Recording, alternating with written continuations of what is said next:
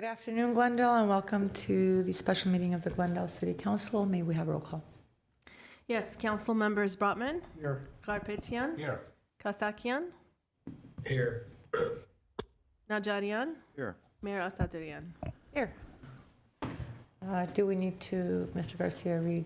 Madam Mayor, yes. Yes. So Councilman Kasakian would need to state the nature of his need to participate remotely and as well as his presence of any adults, and then the council need a motion to approve his participation.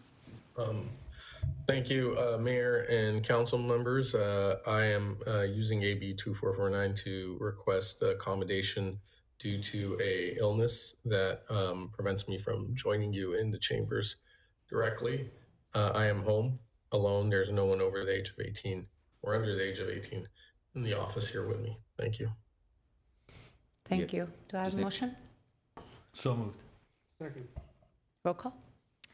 Council members Brotman, Yes. Garpetian, Yes. Kasakian, Yes.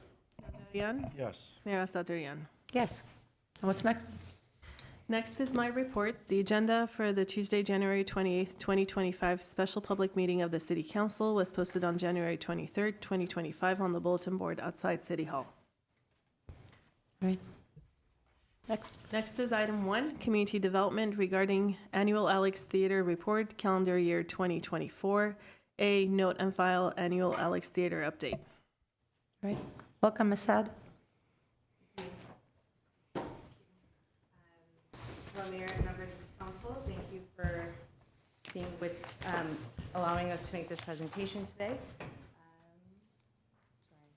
Sorry, I thought there was an introduction. Is the PowerPoint available?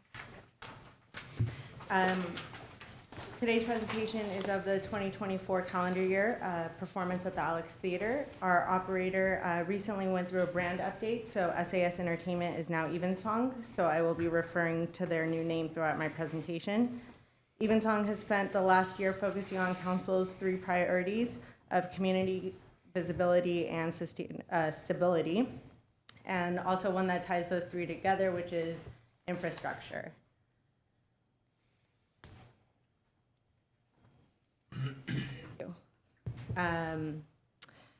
This year, we've seen major repairs to the neon marquee, completing the lower level with the repairs to the tower, the upper level as a focus for 2025. Evensong has completed the design phase of improvements for the dressing room areas, the guest restrooms, the carpeting and seating, and the overall refresh to the theater, so we can look forward to realizing those changes in 2025. An area of major upgrade to be able to attract those high-quality talent that council had requested is upgrading the audio and visual at the theater to meet the standards of those performers. And there's been substantial progress with these purchases in 2024, and those will continue through 2025 as well. Following my presentation, Evensong did prepare a video that will highlight this year's major events. I won't be listing them off here, but there was a great focus on community partnerships to bring forward local content that audiences are interested in.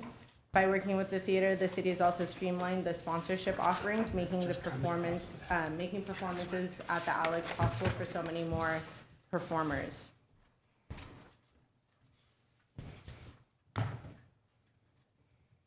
If I could skip 2 slides, please. The theater has also formed new relationships with an eclectic range of talents and promoters, bringing new audiences to the theater. Additionally, if you've recently looked for a show at the Alex, you would have seen a new website and fresh branding to captivate new theater goers. That website is thealex.com. Next slide, please. A major change in the industry that council may have heard about was a recently passed law that gives potential audience goers all-in pricing, which means those fees that individuals are used to seeing toward the end of the transaction are presented up front. This has caused a little bit of confusion for audience goers who are used to, their $100 ticket ending being $140 at the end, or with all those fees tacked on. But now that whatever that end price is, let's say $140, that's the price that theater goers see up front. So theaters across the state are seeing audiences purchasing cheaper seats first or foregoing altogether. So that's something that we'll see hopefully balance out soon. This year, the Alex hosted 100 events, doubling the number of ticketed events the previous operator had at the theater, bringing a larger number of people to the theater and the downtown, bridging both that visibility and stability goal. As I mentioned, the upgrades are a major driver to be able to attract that top quality talent. Currently, our spending is about a third of where we anticipated it would be at this time, and while revenues are only half of that. We do, however, anticipate these projections to be realized in the coming years. We do have a short video that was prepared by the theater. It is 5 minutes long, and I understand that there is a full agenda, so we can play that, or we can send that to the council and have it on our website after. But I'm available for questions, as is Miles Williams, the founder of Evensong. Right? My colleagues want the video? Yeah, let's All right, have the video. let's do it. It's 5 minutes.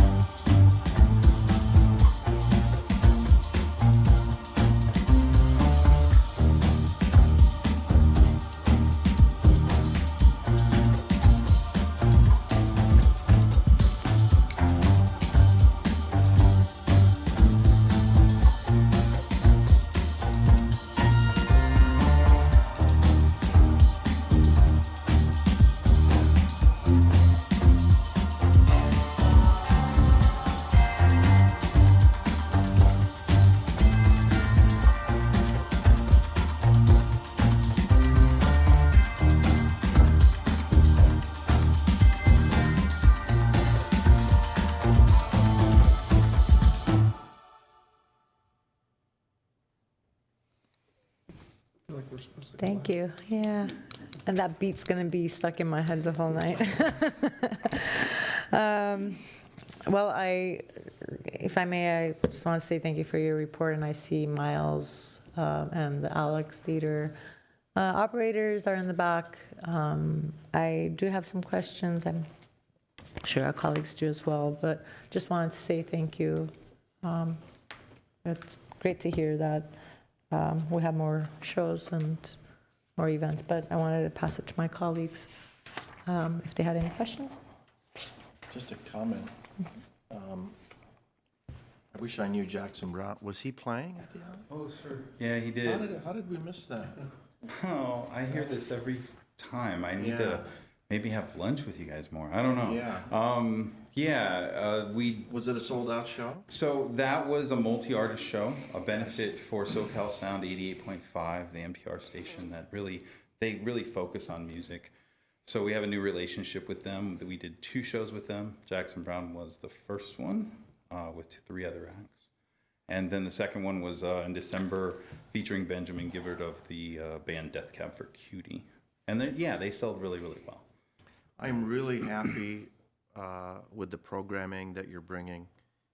When we first were considering bringing you on, everyone, you can say whatever you want to say, but the proof is in the actuality, the successes. So I'm really happy. Great diversity, giving back to the community in so many ways, culturally, musically, and I'm really happy. I'm really happy with what we're seeing. I don't think I ever saw that with the previous operators. So Well, thank you, Councilmember. We are, make a lot of effort and spend a lot of time to try and do our best. And it feels like we've, in 3 years now, it's starting to click in a good way. So, Good. yeah, thanks. keep up the good work. Thank you. Do you have questions? Yeah, what's with the new name? What's with the new name? Well, my previous company was sort of behind the scenes sort of company. We weren't like in the public eye that much. Our contracts were more operating and we weren't, kind of as visible as we are here. And so it needed a refresh. I started it in 2001. So I do have a whole story as to why that's the name, Yeah, but I don't know if we well, need a whole story, but okay. never mind. In a short story, the name Evensong refers to an English music service that's part of the Anglican Church. So I actually had a brief time in that when I was a young man. Okay. And programming the Evensong was the first sort of music programming I ever did. Okay. And so as kind of a callback to, a life that I didn't end up living in that regard. But and also, the spelling is EVN song, which is actually, someone pointed out to me, the airport code in Yerevan. So someone said, one of my good Armenian colleagues said, "Oh, I love the name because it reminds me of flying home." So there you go. Thanks, Dan. Good. No, I'm new, so I like some of the programs that I attended. I don't know about the 5 minutes I couldn't capture every event, and I'm sure my colleagues are happy. You're doing a great job. Your microphone. So I don't have a question for the gentleman, but I have some questions about these numbers that we have in front of us because this is the first time I've seen these numbers. So Okay. Well, I would also say thank you, and I think Miles and I have sat down many times at this point, and I appreciate how community-oriented you are in your approach, and all the new things that are coming. I would say that, a lot of times I find out about what's happening at the Alex because I'm either walking on Brand Boulevard and I see it on the marquee, and I think this is like my request, both from the Alex as well as staff, of, how can we help you be more successful in that? I think there's a lot of wonderful programming that comes to the Alex Theater that the larger population, not just in Glendale, but surrounding cities are unaware of. And if there are ways that we can make our partnership stronger, and where the city can also help play a role in that, I would really like for us to explore that. Because sometimes even like, I'll hear about it after, and I'm like, oh man, I missed it. So, I would look to you and staff to provide that, because your success is our collective success. And if we continue to try to make Glendale an arts destination and entertainment, then, it starts with the Alex Theater. So. Sure. And then I think maybe perhaps this is also to staff just procedurally, because I know that there was a note in the report about upgrades, for lighting and so forth.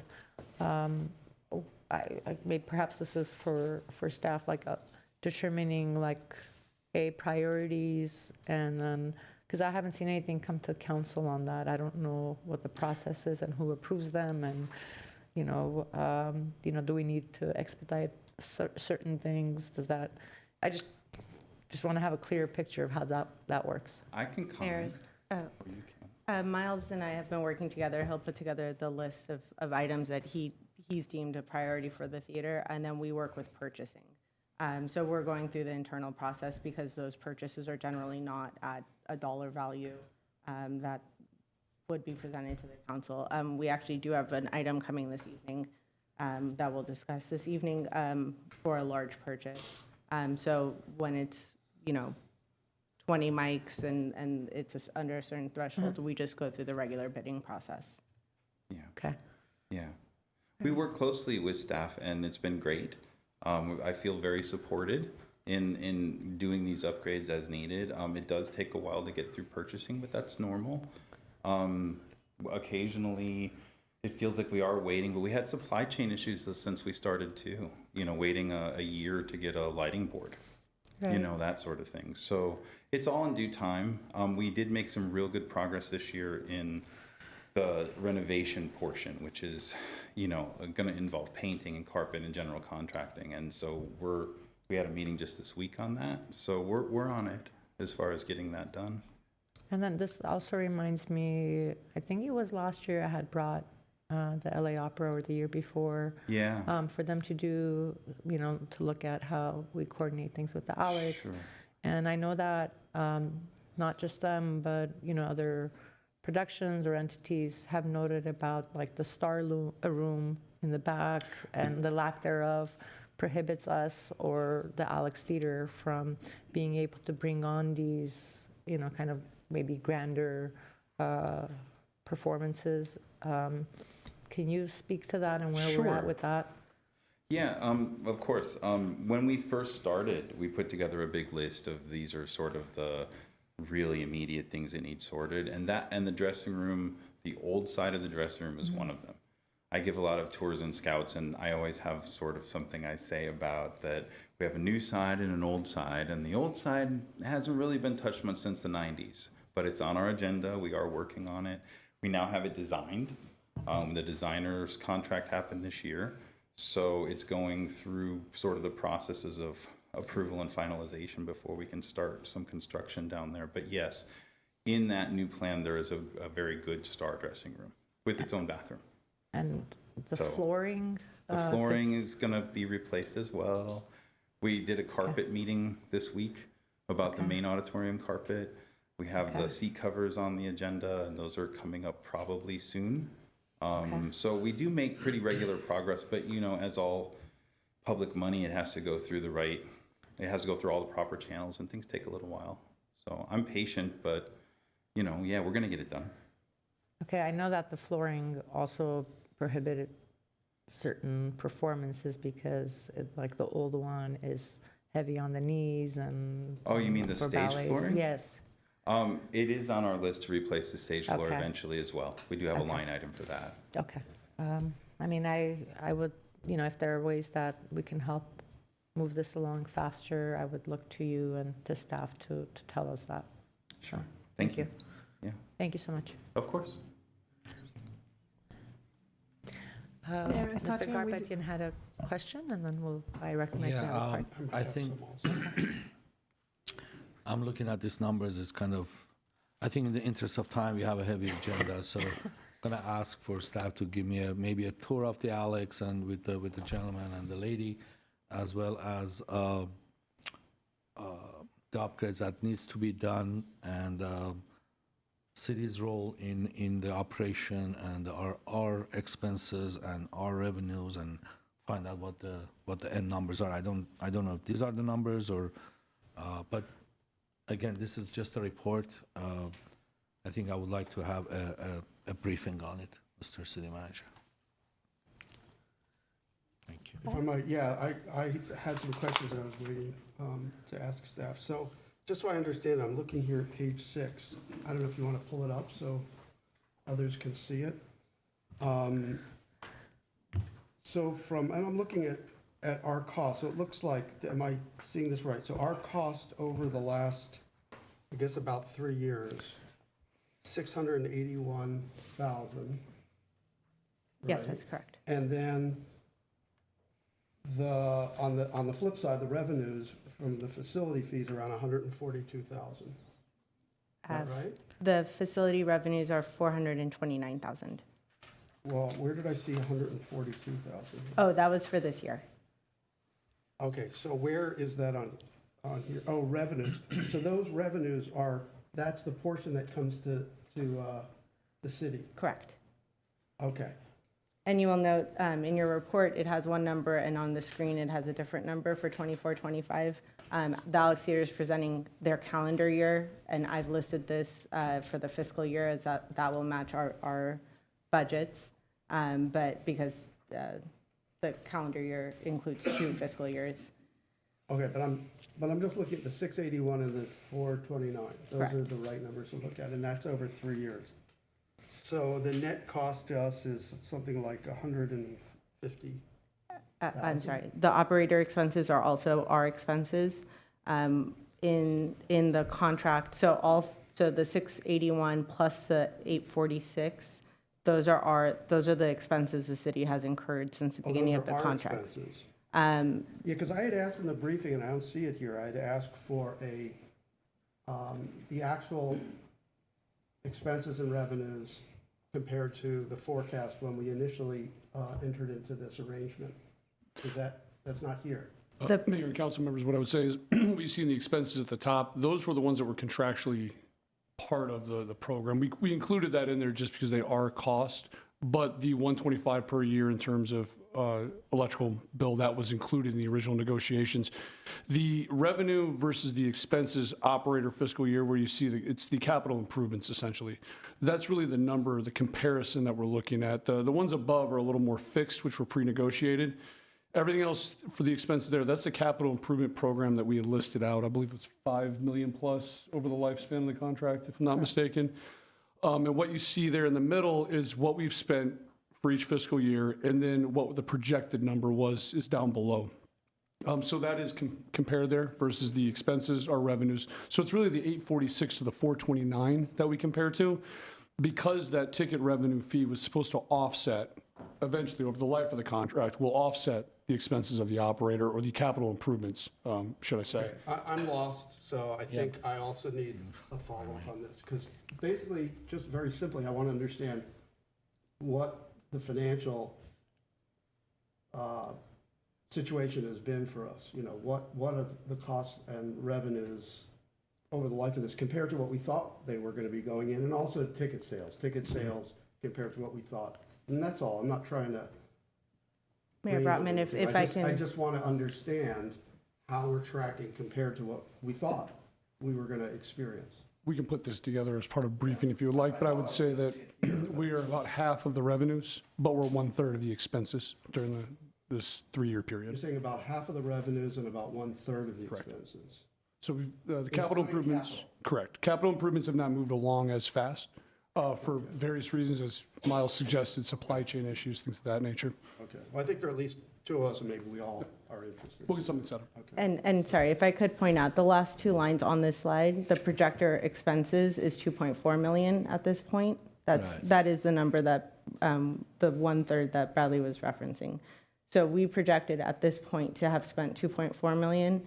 and what we have spent is 846,000. What we projected in revenue was 1 million, and where we are right now is 429. Council members, we'll schedule briefings so that we can go. Yeah, because they're a little confusing, because when you say projected operating expenses, when I look at it, I think, to my mind, when I read this whole thing, it says 2.4 million is our expenses, and 1,050,000 is our revenues, basically. So I think there's a big difference between the two, and we wanted to take a look at it. So We'll schedule the briefings and that we'll would be cover the details. I'd like one as well, please. Thank you. okay. Great. Thank you, Ms. Sad. Mr. Calvert? Miles? All right. What's next? Oh, I'm so sorry. No. Have a we public card. comment. Yes. Mike Mohill, you have 3 minutes.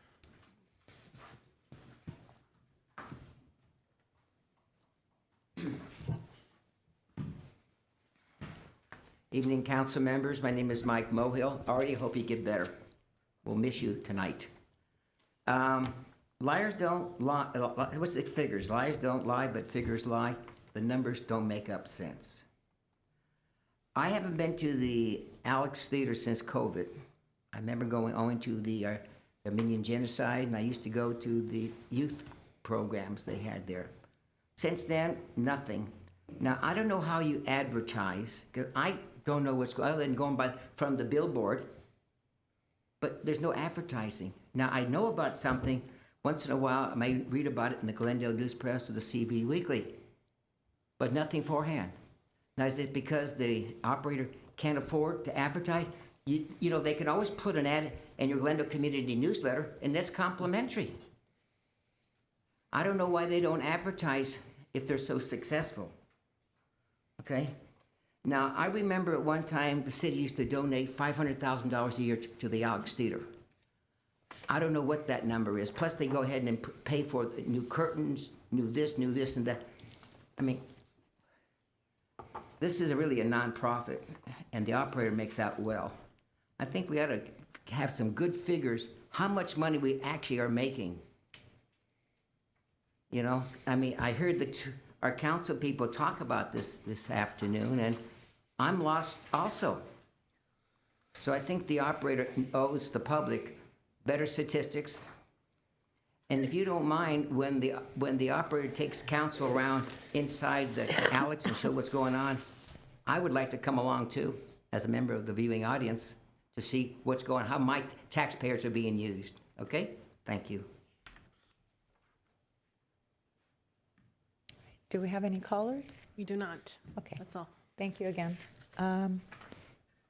Next item, please.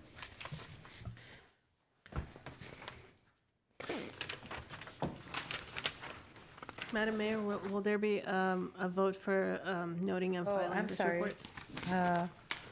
Thank I'll you. move to receive the report. Second. Seeing no objections, considered noted and filed. All right, next item. Next is community development regarding Montrose Shopping Park Business Improvement District Annual Work Plan Budget for calendar year 2025. A motion to accept Montrose Shopping Park Association 2025 budget and work plan. Welcome. Hello, good afternoon, Mayor Satorian and City Council members. As mentioned, we are Tony. here for the item. Tony, Excuse me. please introduce yourself. Oh, excuse me. Tony Chris with Economic Development, the CDC Community Development Department, City of Glendale. I am a development officer with the City of Glendale. I work closely with the Montrose Park Association as a liaison between the city, working with them with, you know, any of the problems they have, concerns they have, relaying it back and forth with various departments within the City of Glendale. So we're basically here today to introduce the shopping park budget work plan for this fiscal year. And here to actually give you the breakdown of that work plan is Dale Dawson with the MSPA. He is the business administrator and also the event coordinator for the Montrose Shopping Park Association.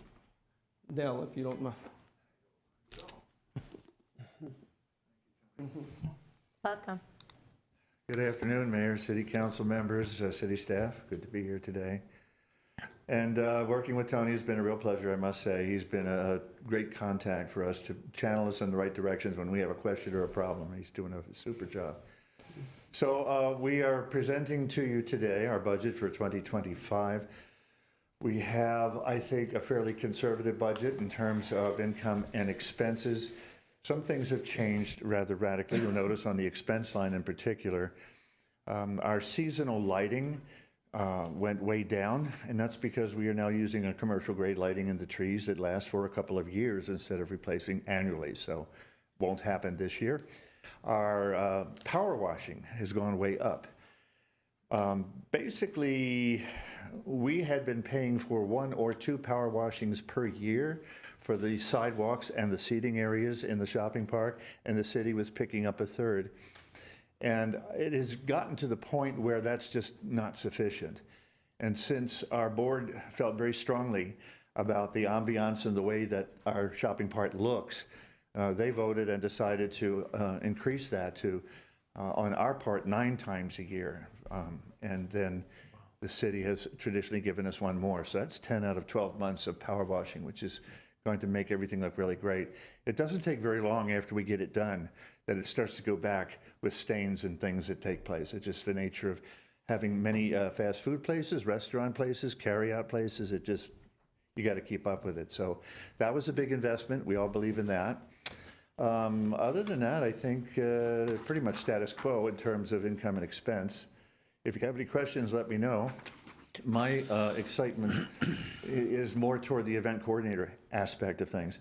We're now beginning our spring season events. We're starting with, had a typo on there. It says Saturday, February 7th. It's the 8th.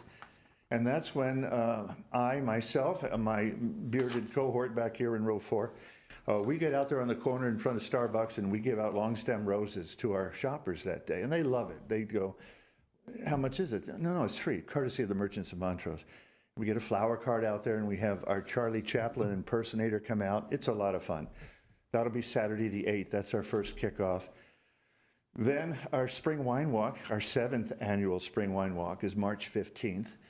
And last year it was a little tougher because of the shift in the Easter holiday, we landed right on top of spring break. So ticket sales were not what we had hoped. We're expecting much better response this year. The holiday wine walk was a sellout, and they're getting stronger every time. So we invite you as our guests for Spring Wine Walk 2025 on March 15th. You're on the VIP list, and we won't make you stand in line. We'll get you going. It's a lot of fun. And then Kids and Critters Day has become a really annual great event for families. We get a lot of families, a lot of children. We have the Exotic Animals, Wild Animal Show from San Diego that comes up, big hit. And just lots of great things for kids. And I have more people wanting to join in with things I haven't really looked into, but I'm going to. And they're saying, here's what we do. We might be a good fit for you. So all of our events are getting noticed, and people are wanting to jump into them. And that's great. Arts and crafts is just ballooning. And we're having to create a whole new area for vendors because I had to turn away 30-some vendors last year. We ran out of space, but we're fixing that this year. So the spring events are strong. They bring people to town. And, you know, with all that's been going on in the world and in the country, anytime you have a presidential election, it's not good for retail. It just isn't. People sort of hold their breath and stand back. Then we had the fires. That didn't help at all. So we're looking for the events and activities to start really bringing people back into the shopping park. It's been a bit quiet, a little more quiet than we would like, but we think we can overcome that fairly quickly. Any questions? I just have I have comments, but I don't have questions. I mean, I was just curious, you talked about the power washing. Are people getting messier than they used to be, or what's, yes. what's different? People are messier. We're a dog town too, don't forget. That's right. And not everybody understands what they're supposed to do about that. So, but we also have a lot of food service businesses that have grown and create quite a bit. And so that also is going to bring up a discussion, I'm sure we'll get to at some point, about our city trash receptacles on site up and down Honolulu Avenue, that we are really hoping you guys will help us out with that situation. But yeah, it's the food service businesses. We've had probably a reduction in traditional retail because that's the nature of the economy today. And food service keeps going and going. So we're hoping that we can keep it clean for them and for our customers. We do occasionally get somebody that'll send us an email complaining about, you know, when are you going to wash the town? I want to say we just did it last week. It's just an ongoing thing. So doing the whole town every other month is at a cost of somewhere around $4,000 per. And at one point, we had to actually pay our power washing people to do the lids inside the trash cans because they were so horrific, the smell, because they aren't lined, really. And so that was about another $600-700 that we had to pay to do that. So we're hoping to solve that one with a better solution. But yeah, people are messy, but that's life. We don't want to look messy. We want people to come to the shopping park and really just enjoy every moment and not look at what shouldn't be there. So that was important. And our board was very strong on that. We had some board members that wanted to do it every week. I said, no, you can't do that every week. It's too expensive. But 9 times we worked it in, it's gonna help a lot. Well, I gotta tell you, we like Montrose so much. Such a good old feel, small town, ambiance that I personally don't see some of the issues that you're referring to. I mean, it's so beautiful. You have some trash cans are filled up, or some of them are smelly, or dogs, or what have you. We don't see it. We come to Montrose all the time, and I think it's a well-managed shopping park or business association, because I look at the numbers. Your expenses are $516 and your income is $560 this year, so you are in a positive, and it's been like that for at least last few years when I look at it, the ones that we have in front of us. So I don't know what else. I know city is working with the board members on monthly basis, and you're always in contact with, and I attend whenever I can. I stop by and say hi, but overall, I believe it's a well-managed shopping parks, and it's very enjoyable, especially during the evening hours when the lights are on, and it's, as I said, it's a small town feel that you can't find so many of them around anymore. Well, congratulations, you guys are doing a good job. I know it's not easy to deal with the merchants, with the customers, and with people who are kind of they don't care and do different stuff, but I think it's well managed, and I don't see the problems. I know you're hard on yourself sometimes to make sure everything is top notch, but which is a good thing. But in general, sometimes people come there to enjoy their food, or enjoy shopping, or walking around, or what have you, or have a cup of coffee. It's a great ambiance. Thank you. Thank you, Councilman. And the fact that you don't notice the things that we notice, I guess we're doing not so bad. That's right. Thank you. That's right. Just briefly, so what's going to happen with Gus and Andy's and Benitoit? Benitoit, yes. Benitoit is actually, we counseled Mr. Rostomian against using that name because nobody quite gets it. Apparently, it's the state gem of California, Benitoit.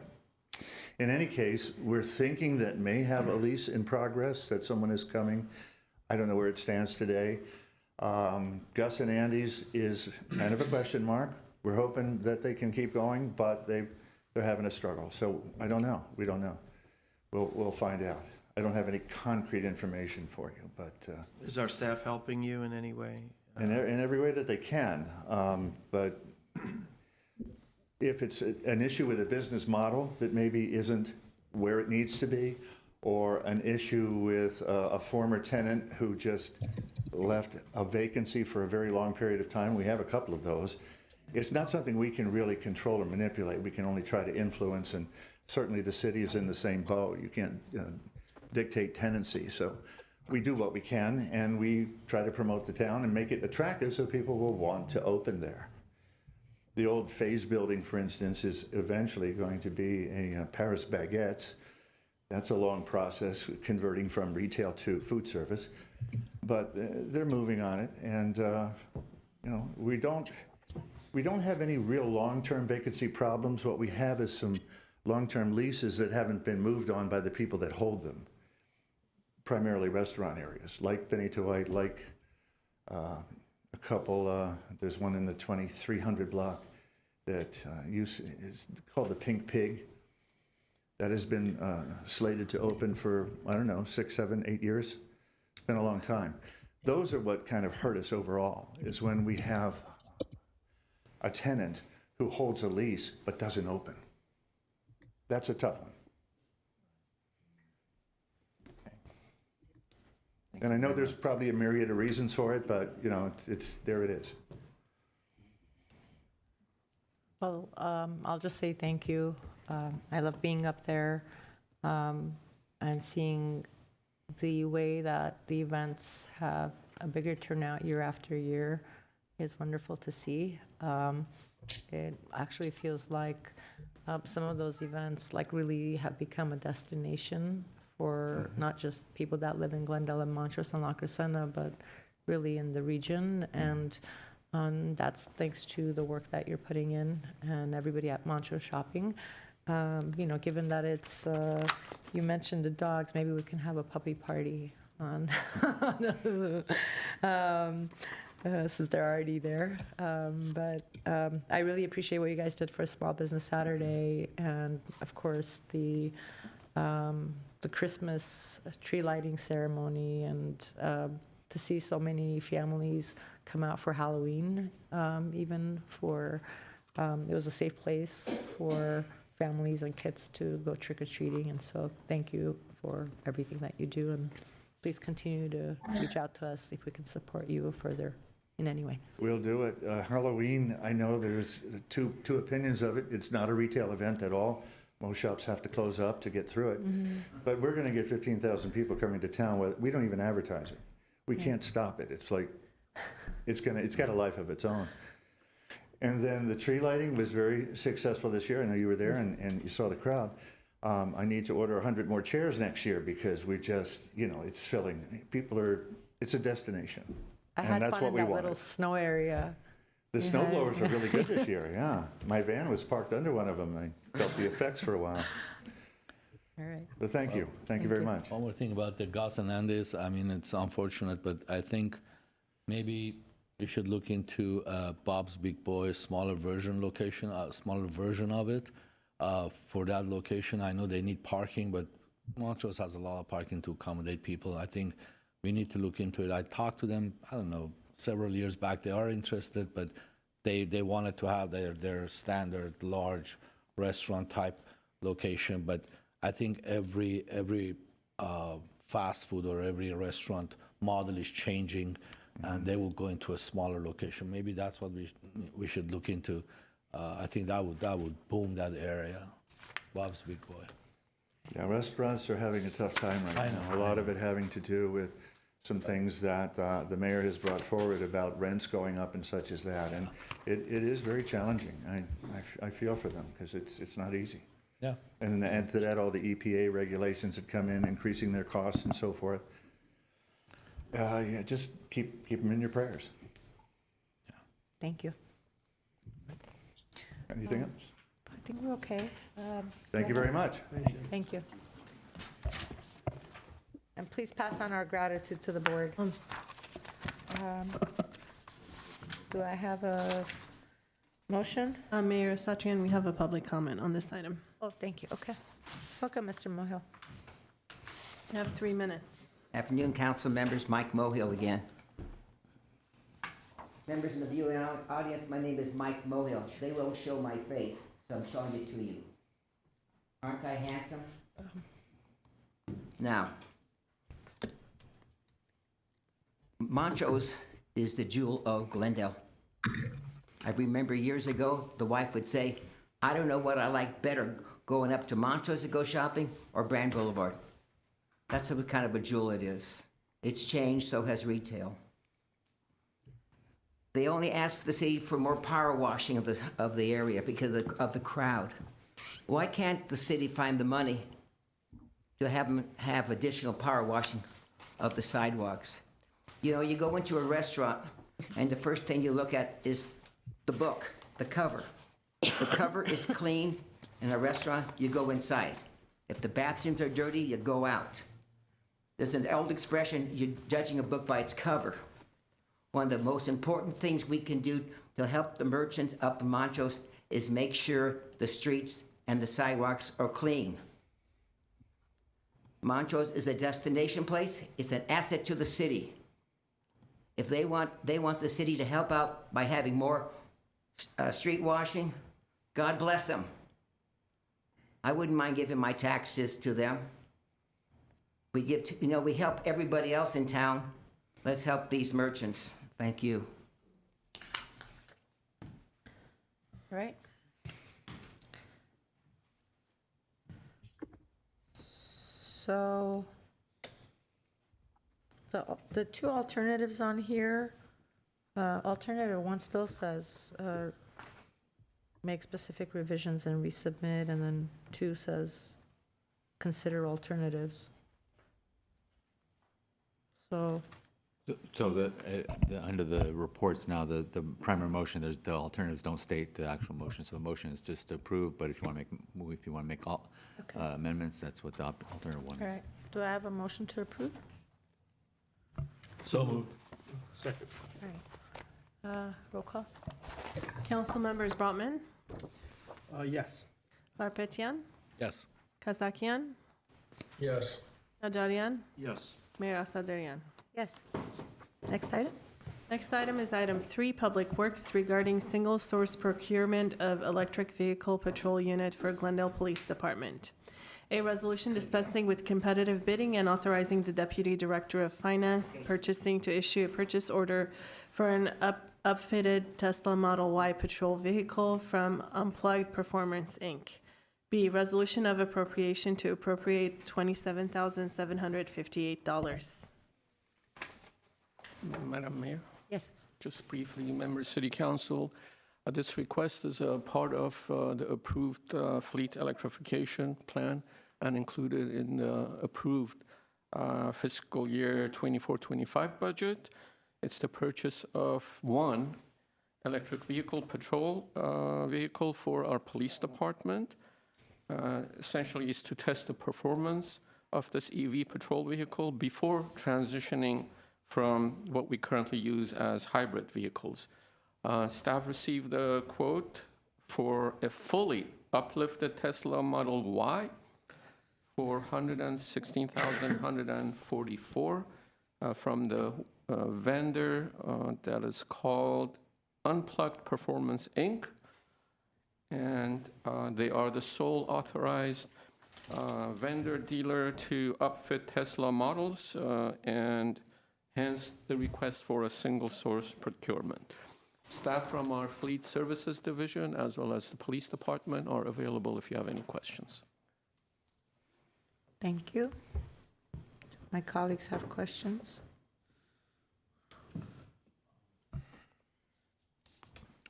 I have a couple of questions.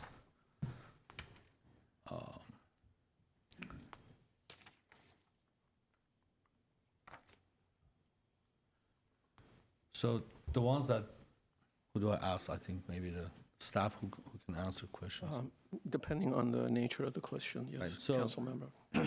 I think this was, the idea came from the Public Works Department, if I'm not mistaken. Is this part of the fleet electrification plan that was approved through the city? So that is correct, but we work very closely with the police department on selecting the model. Okay. Yeah, because I wasn't here when that fleet electrification plan was approved. So my question is the cost difference between the Tesla model compared to the hybrid cars that we have. When you purchase these cars, what is the difference between the cost difference between the two? So the estimate of a fully upfitted Explorer unit is approximately $90,000. So it's about $37,000. Okay. And how many of these do we have, of the hybrid ones? That number I don't have, but we do have members for our staff that may be able to answer that question, or maybe members from the police department that may be able to answer that question.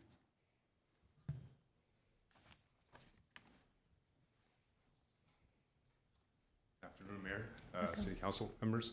My name is Savada Hambersumian. I'm the Fleet Superintendent. We have about 40 to 50 hybrid Explorers right now in the fleet. Okay, and they're kind of in your line of business, you know, they get banged up a lot. They go over the curves, and do you think the Tesla models can withstand this kind of abuse, if you will? That's kind of why we're testing them out to see how it's going to work out. But from what I understand, the city of South Pasadena is running an entire fleet of them right now. I haven't heard any major complaints. Yeah. So, how many vehicles do they have? South Pasadena is They're a fairly small, yeah. very small Yeah. jurisdiction. I mean, you can't compare to what's going on in Glendale with that. I just want to make sure that this is not a first step to change everything to electric, because with all the regulations being rolled back, with even the state paused all the regulations that they had, and I think this should have come after, not that it's your fault, after the next item, which is the electrification plan. So we could have talked about some of the challenges that we have, and even in our report, it indicates that, you know, there are challenges with these vehicles, and GPD's 24/7 operation, finding time to charge the vehicles can be difficult, significant charging infrastructure to support the fleet vehicles that's needed.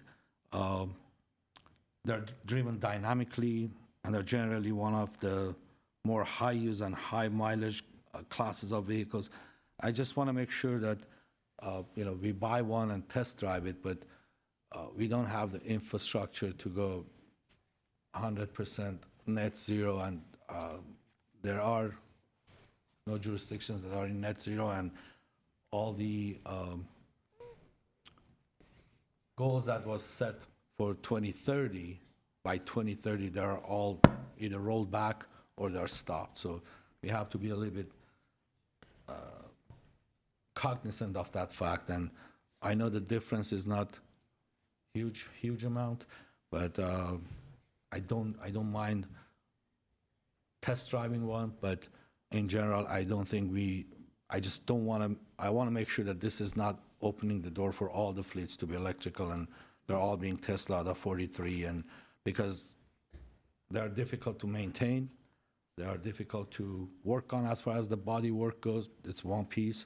Not many body shops work on it, and we have to change all of our, you know, or train all of our employees to work on these cars. It's a different challenge and different expense.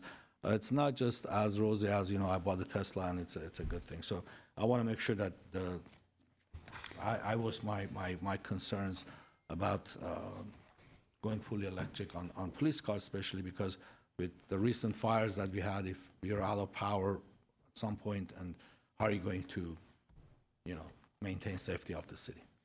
Understood, Council Member Garpetian, and that's the purpose of purchasing one EV for our patrol units, and to test its performance, its efficacy, the maintenance needs and requirements, and we, after a while, when Savada has gone through the growing pains, we'll bring a report back with what we've been able to evaluate. Okay. If I may. Of course. Yeah, because I don't want one voice only to be heard on this. I come from exactly the opposite direction. I do hope this is the beginning of 100% electrification of our fleet. I think that as in the public, people are switching to electric vehicles. We know that the torque on electric vehicles is pretty incredible, and you want to chase an electric vehicle with a regular cruiser. It's getting hard. So I think this is the future. We are going to go to 100%. We should make sure that, you know, we start learning and preparing so that we're ready for the next step. So just don't want you to, or the public or anybody who's listening to hear one side of this equation. I also actually have a question. If we lose power, can we, do the gasoline fuel pumps work? The gasoline fuel pumps? Yeah. Off the generator, yes. Off a generator? Yeah. Okay. So you need power to run those as well as charge a vehicle? I'm sorry, what was the question? You need power to run those too, yeah. The fuel pumps? Yeah. Yeah, you still need the generators to be running. Yeah, okay, well, we'll talk more, I know, in the fleet electrification plan, but I just wanted to make sure. Sure. My perspective is clear. And I don't think the state backs off. I think we keep going and we'll eventually get there. Go ahead. Well, I certainly don't intend, my support or my vote on this does not reflect my intention that this be the beginning of a start to a 100% electrification of our police emergency vehicles. If that's what we're doing here, I'm not into it. And I would not oppose it. My support on this would be just to, with a clear mind, observe the performance, observe issues, observe the infrastructure required for one of these. So, I mean, if this is being couched as this is our first step to complete electrification, I'm against it. So I'm not sure that's what we're doing here. It certainly was not my intention when I was reading this. I thought this was a one-off test. So that's, I guess that's where I'm at this point.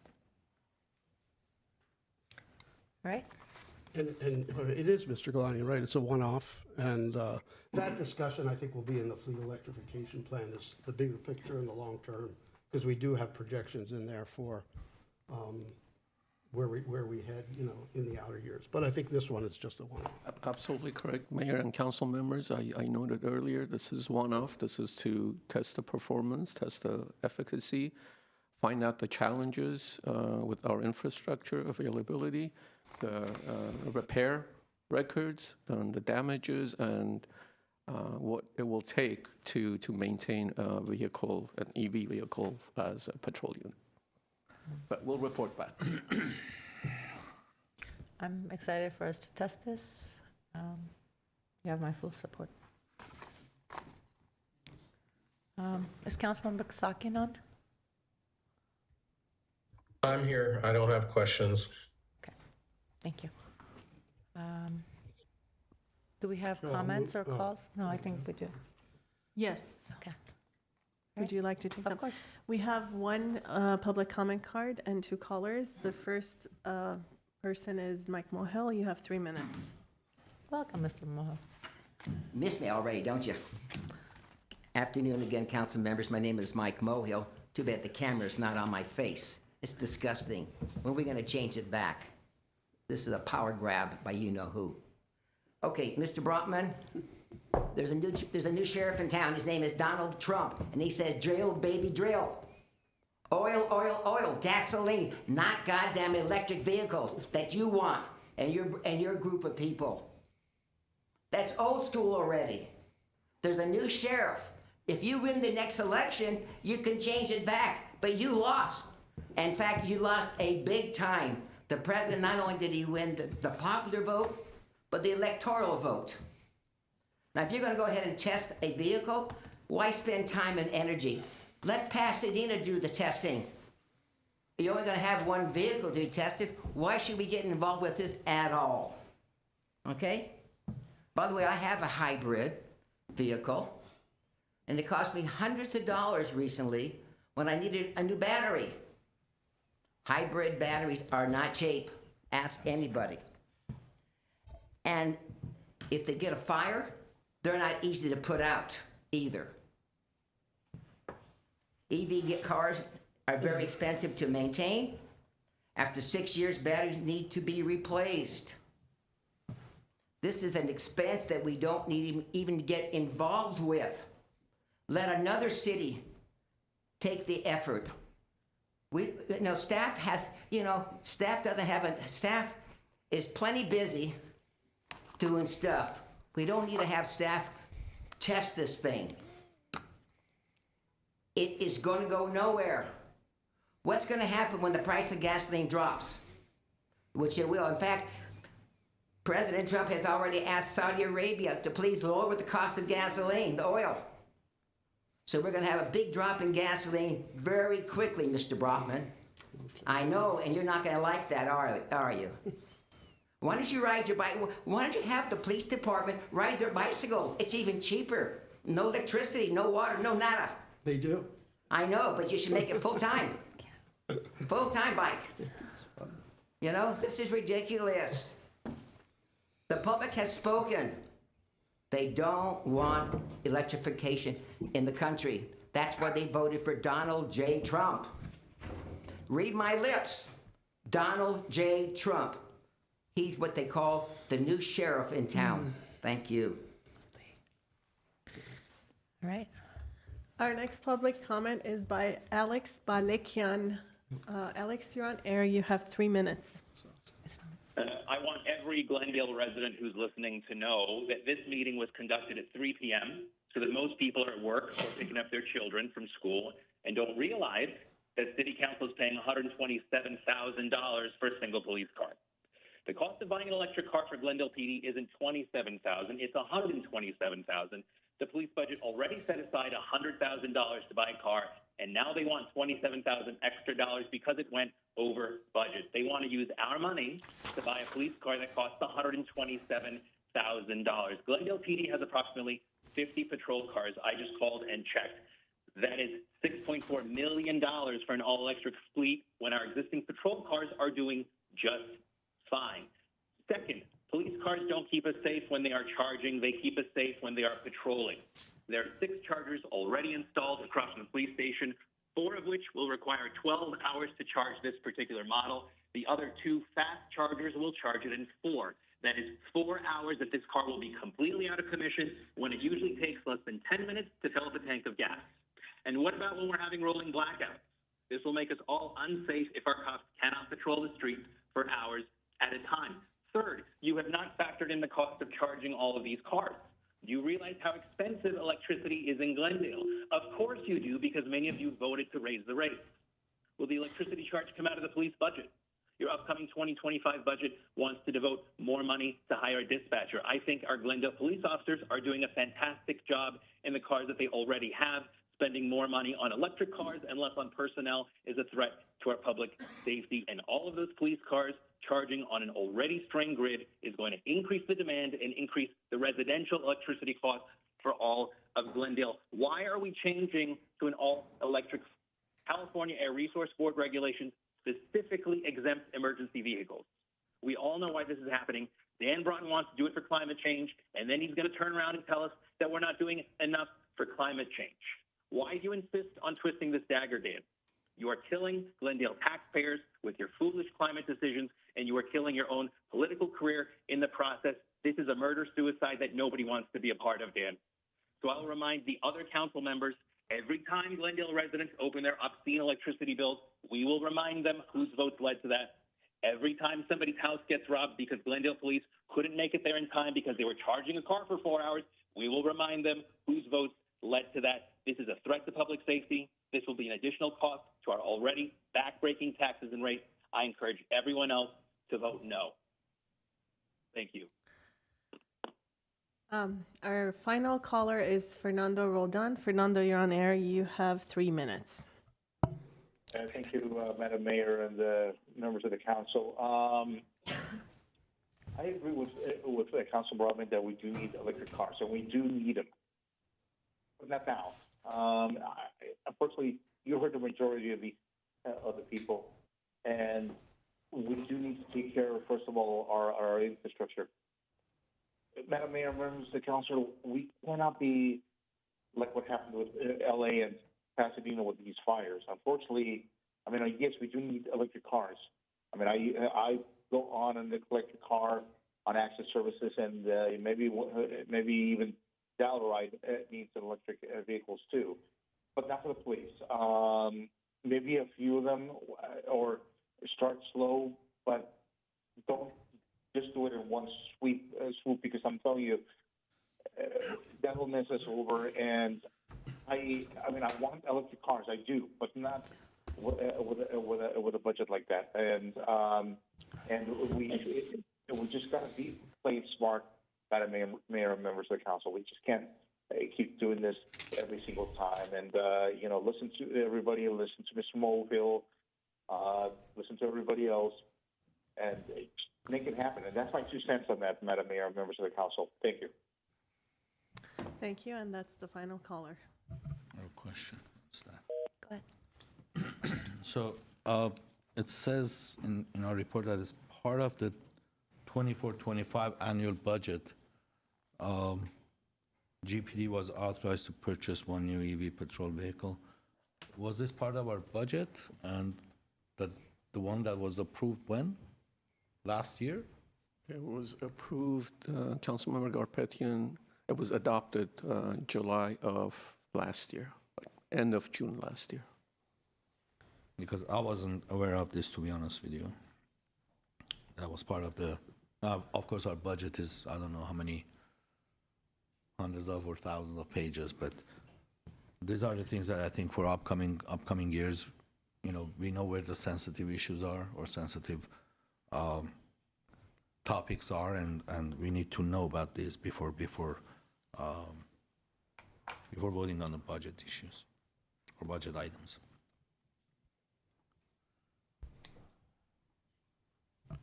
No, these items are provided as part of the budget that's presented to us.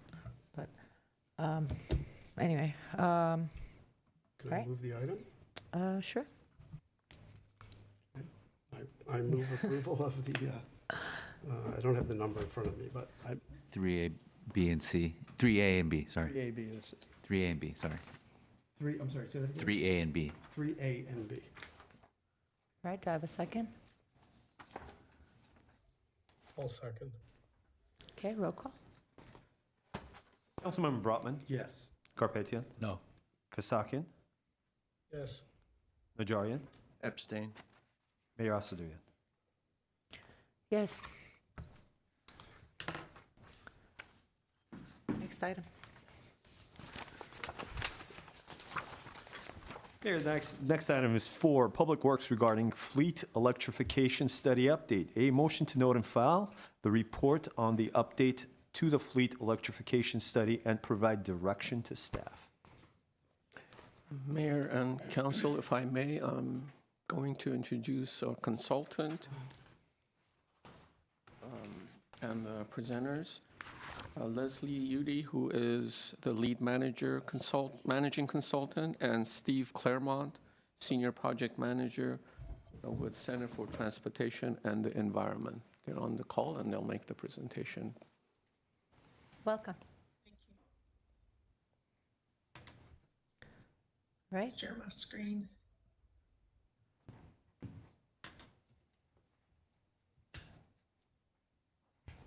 You see the presentation now? Yes. So as he said, I am Leslie Udy, Managing Consultant at the Center for Transportation and the Environment. We're going to talk about an update to the electrification study. So for some background, we conducted the previous study and we completed that in 2022. It was the initial planning effort. We considered 2 scenarios, electrification by 2035 or 100% by 2040. We used a conservative charging infrastructure approach with a 1-to-1 vehicle to charger ratio. A lot has changed over the last several years. The market has evolved significantly. There are a lot more ZEVs available in the market and a lot more models and different use applications. And then CARB has officially announced their advanced clean fleet regulations. Since that time at the original study, it was not final, now it is. And that covers mostly medium and heavy duty on-road vehicles with a 50% ZEV purchase in 2024 through 2026. And then in 2027, that changes to 100% of those vehicles that the regulation applies to. So our update was to look at reassess the EV market, what's out there new, consider those new regulations, and most importantly, to optimize the charging infrastructure plan to refine the analysis of how Glendale is actually using their vehicles. So this chart shows our transition technology method that we use. We start out with requirements and data collection in the market analysis. That flows into the service assessment, which looks at what's out there and how it can meet Glendale's fleet needs.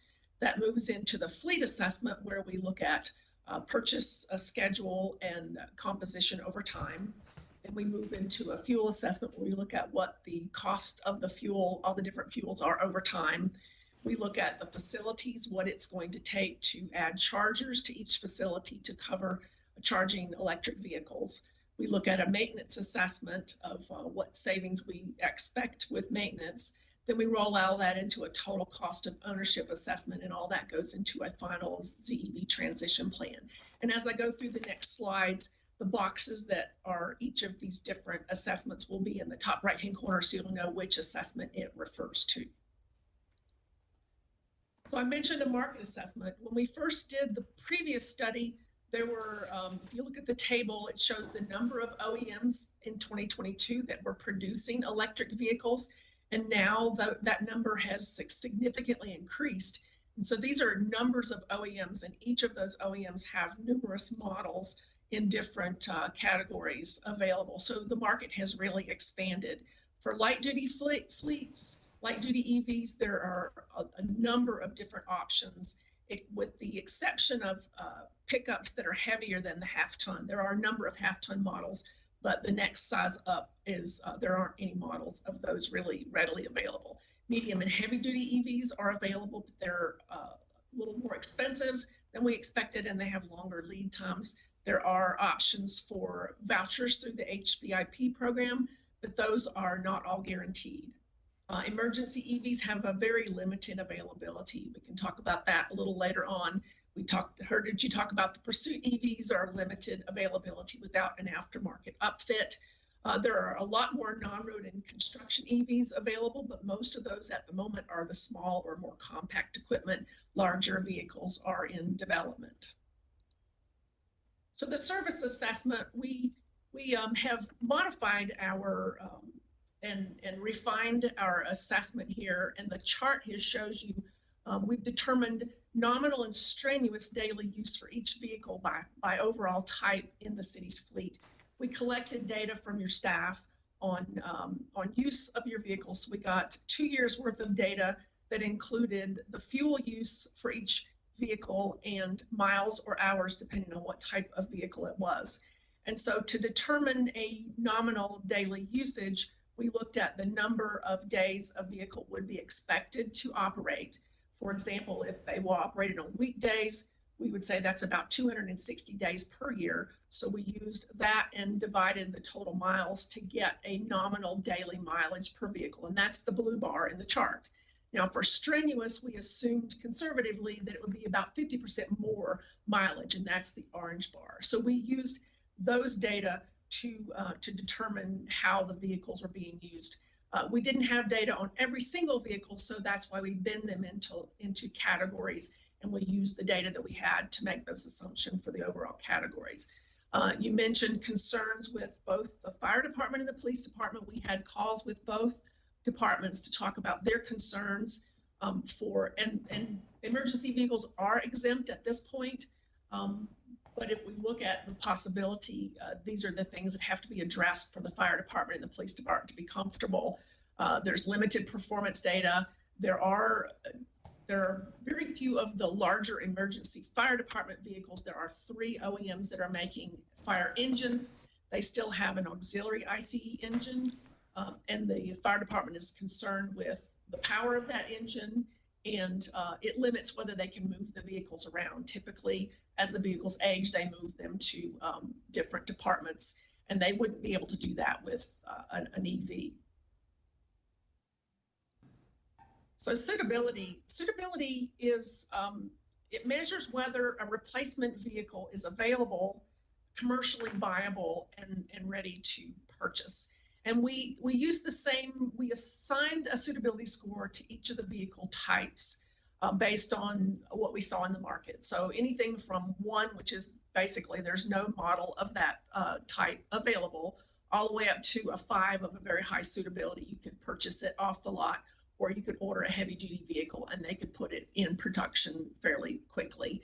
The suitability scores did not change, but what we changed from the last assessment was originally we said when a vehicle reached a 4, then if Glendale was ready to purchase, then they would purchase an EV. We changed that to keep it at 5, and the reason was as we went through the market assessment, we found that vehicles that we considered a 4 were a lot higher than 2x the cost of baseline. They were more like 3 times or 4 times, especially for the heavier duty vehicles. So we changed that assessment to delay the purchase until they suitability reached a 5. We did delay purchases for some of the other vehicles, such as the pursuit and emergency vehicles, to 2030 to give the market time to mature and for the departments to get a feel for how those vehicles are actually going to meet their needs.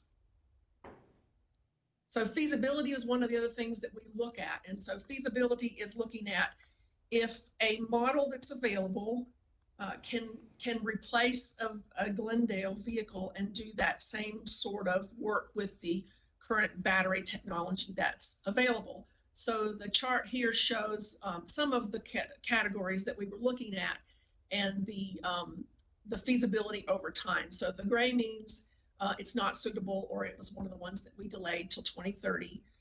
The green can meet nominal or strenuous conditions. The yellow is a nominal use is feasible, but it's not quite it won't meet strenuous needs. And then the pink is for some of the vehicles that we found that would not even meet the nominal without some operational considerations.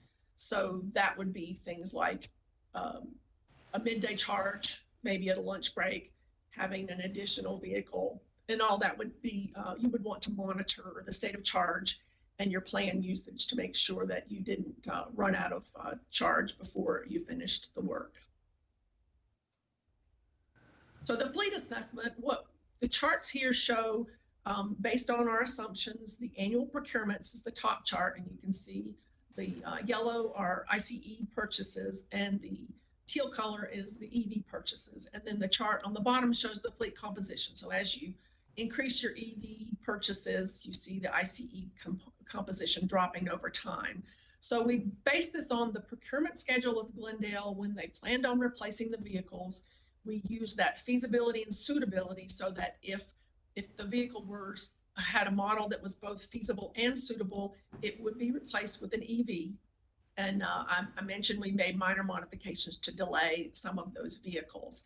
And so if you look at the fleet composition at the end of 2040, there are still 12 vehicles that are not EVs, and those are ladder trucks and fire engines. We talked to the OEMs that are producing fire engines, and they said that a ladder truck is going to be many, many years in the future, because to power a vehicle with the weight of the ladder would require twice the battery capacity in the exact same battery size. So it's not 100% zero emission, even if you follow this plan.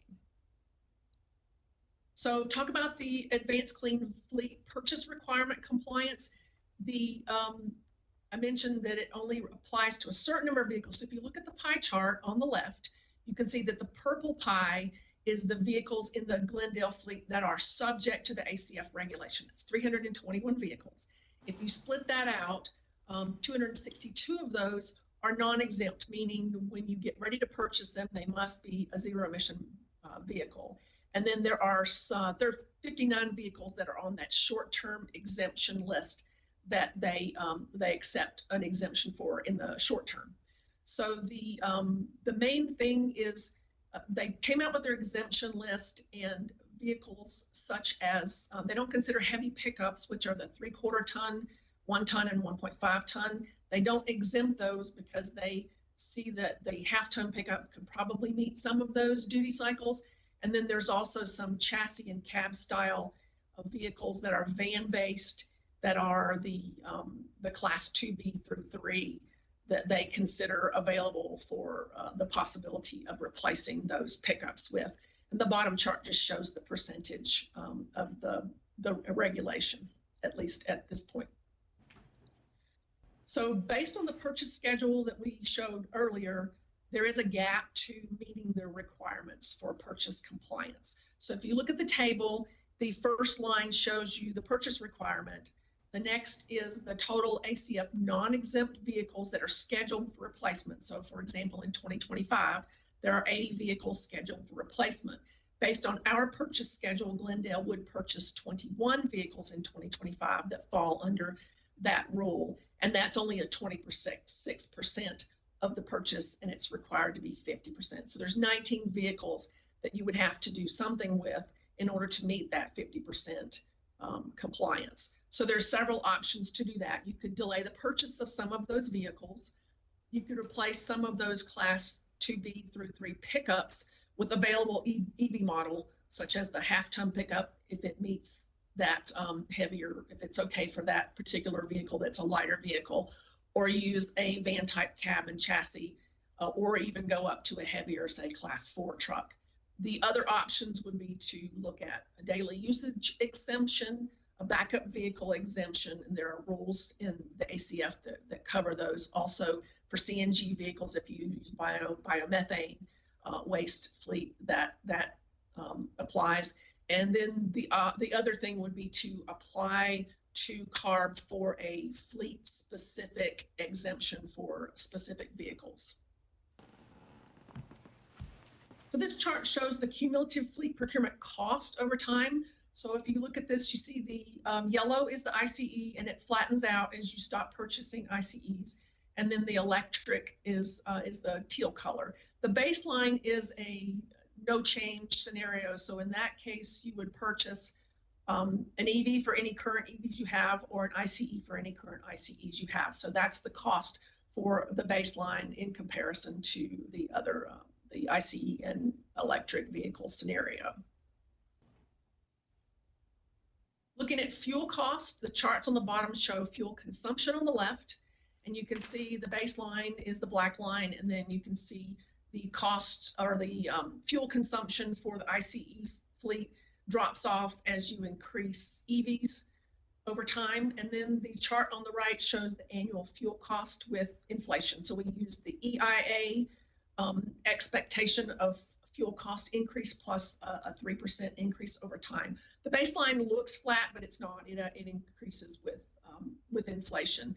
So we have a more accurate fuel consumption estimates based on our modified and updated analysis.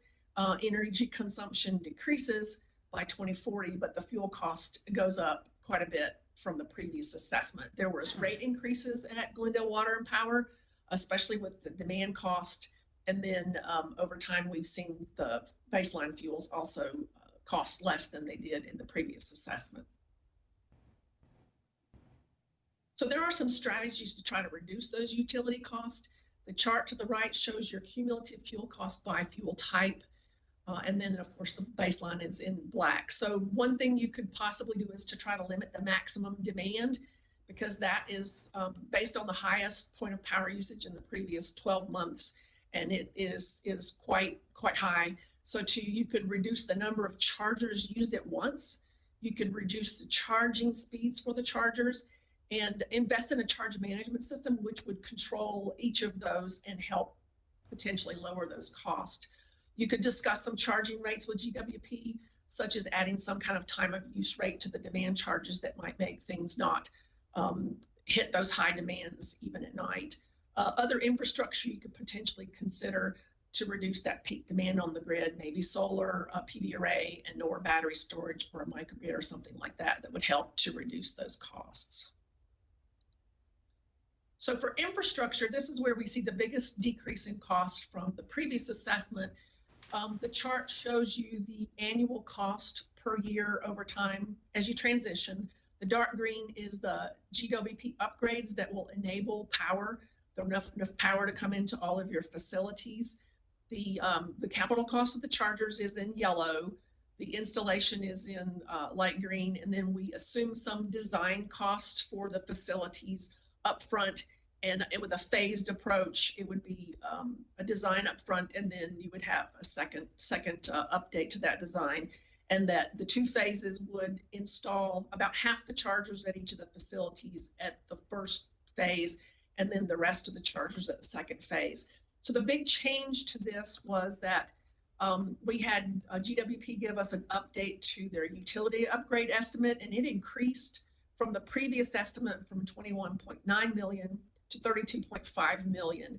And a lot of that was inflation, supply chain issues. They did make some design changes that they said would make things much more efficient, and they added a transmission line that was not part of that original estimate. We spread that timeline over 6 years, which is when they estimate the timing to do those upgrades. The big lowering was because of our optimized charging. It reduced the number of chargers from 868 to 351.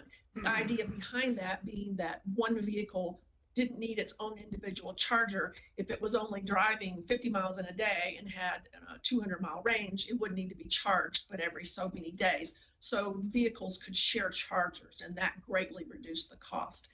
So if you look at the total cost of infrastructure without the upgrades, the savings went from 49 million to 25 million. And then if you add in those GWP upgrades, which increased, your estimate from the previous assessment was 71 million, and it dropped to 57.5 million for infrastructure. The maintenance assessment didn't change drastically from the previous assessment. The main thing would be that it would shift in time because we delayed some of the purchase of EVs. And the market estimates a savings of about $30 million over time with EVs compared to their ICE baselines. The emissions assessment update is also just slightly shifted, not drastically changed from the previous assessment. We still estimate a 62% emissions reduced by 2040, avoiding about 53 million pounds of GHGs cumulatively. This chart rolls in all of the costs that we had for all of the assessments over time. So you can see the fleet, which is capital cost, the maintenance cost in the green, the fuel in purple, the facilities in orange, and then the baseline is the as-is scenario if you didn't make any changes. So the transition costs cumulatively comes out to 545 million, which is 10% lower than the previous estimate. If you look at the baseline cost, it went from 485 million to 391 million. And then if you look at the difference between those two, it comes out to 154 million more than baseline. It's important to note in this that the different vehicles have different replacement cycles. And so this total cost of ownership would include replacing some vehicles more than once if they fall into that replacement schedule in this time period. So you could be replacing an original EV early on and then replace it again before this timeline is up.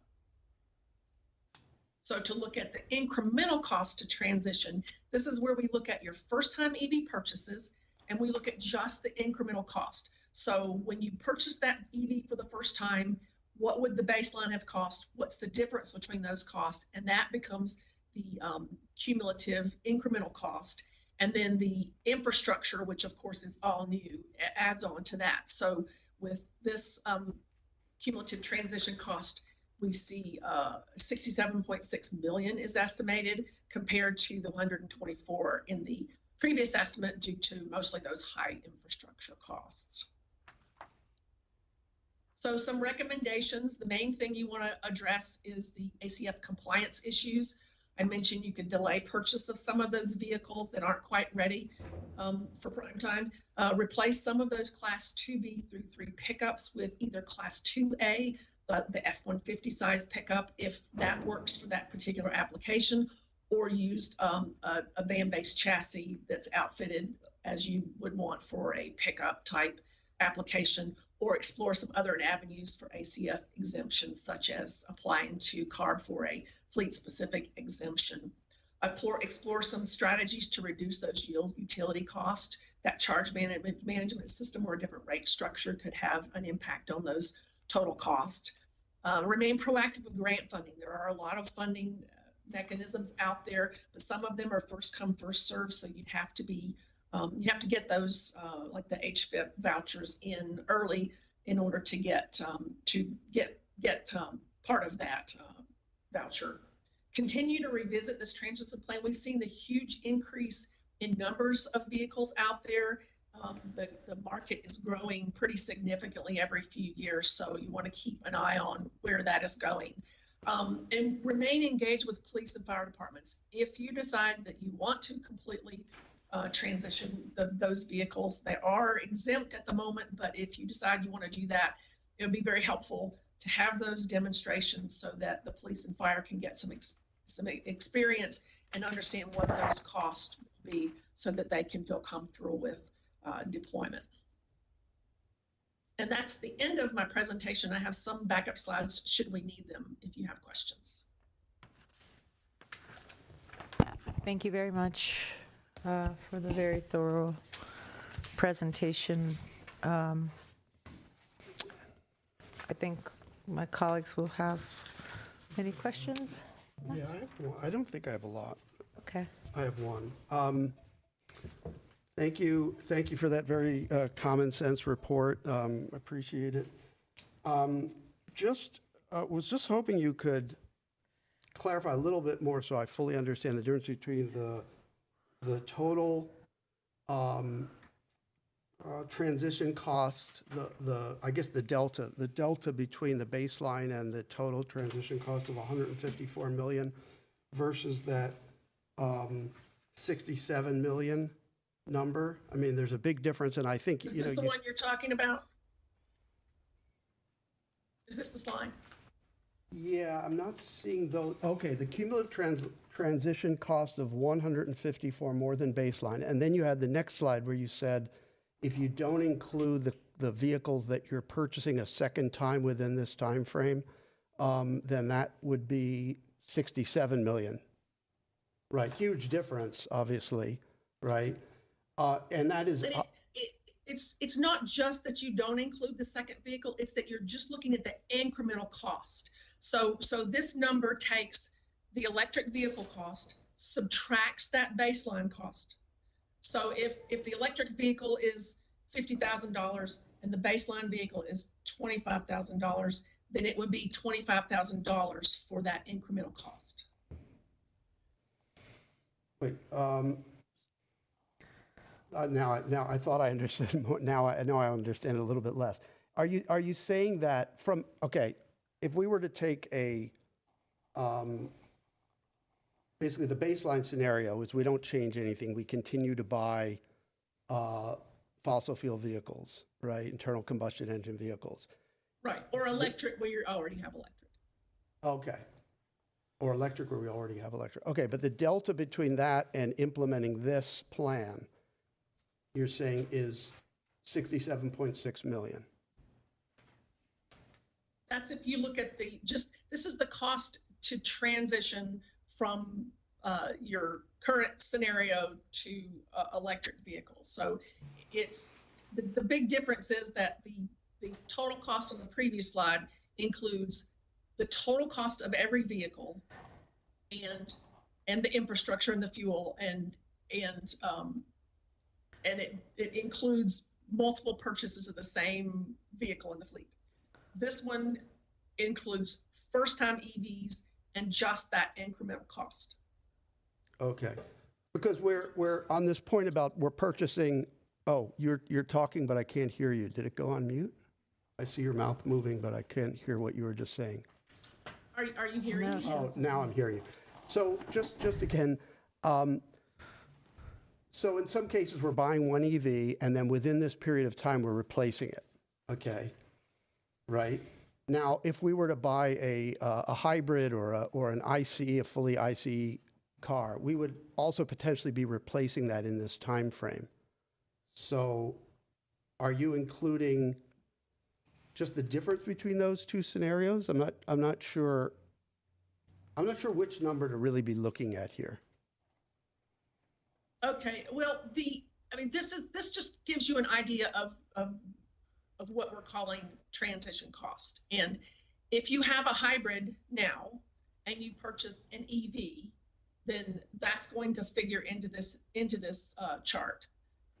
It's going to include every vehicle you replace with an EV.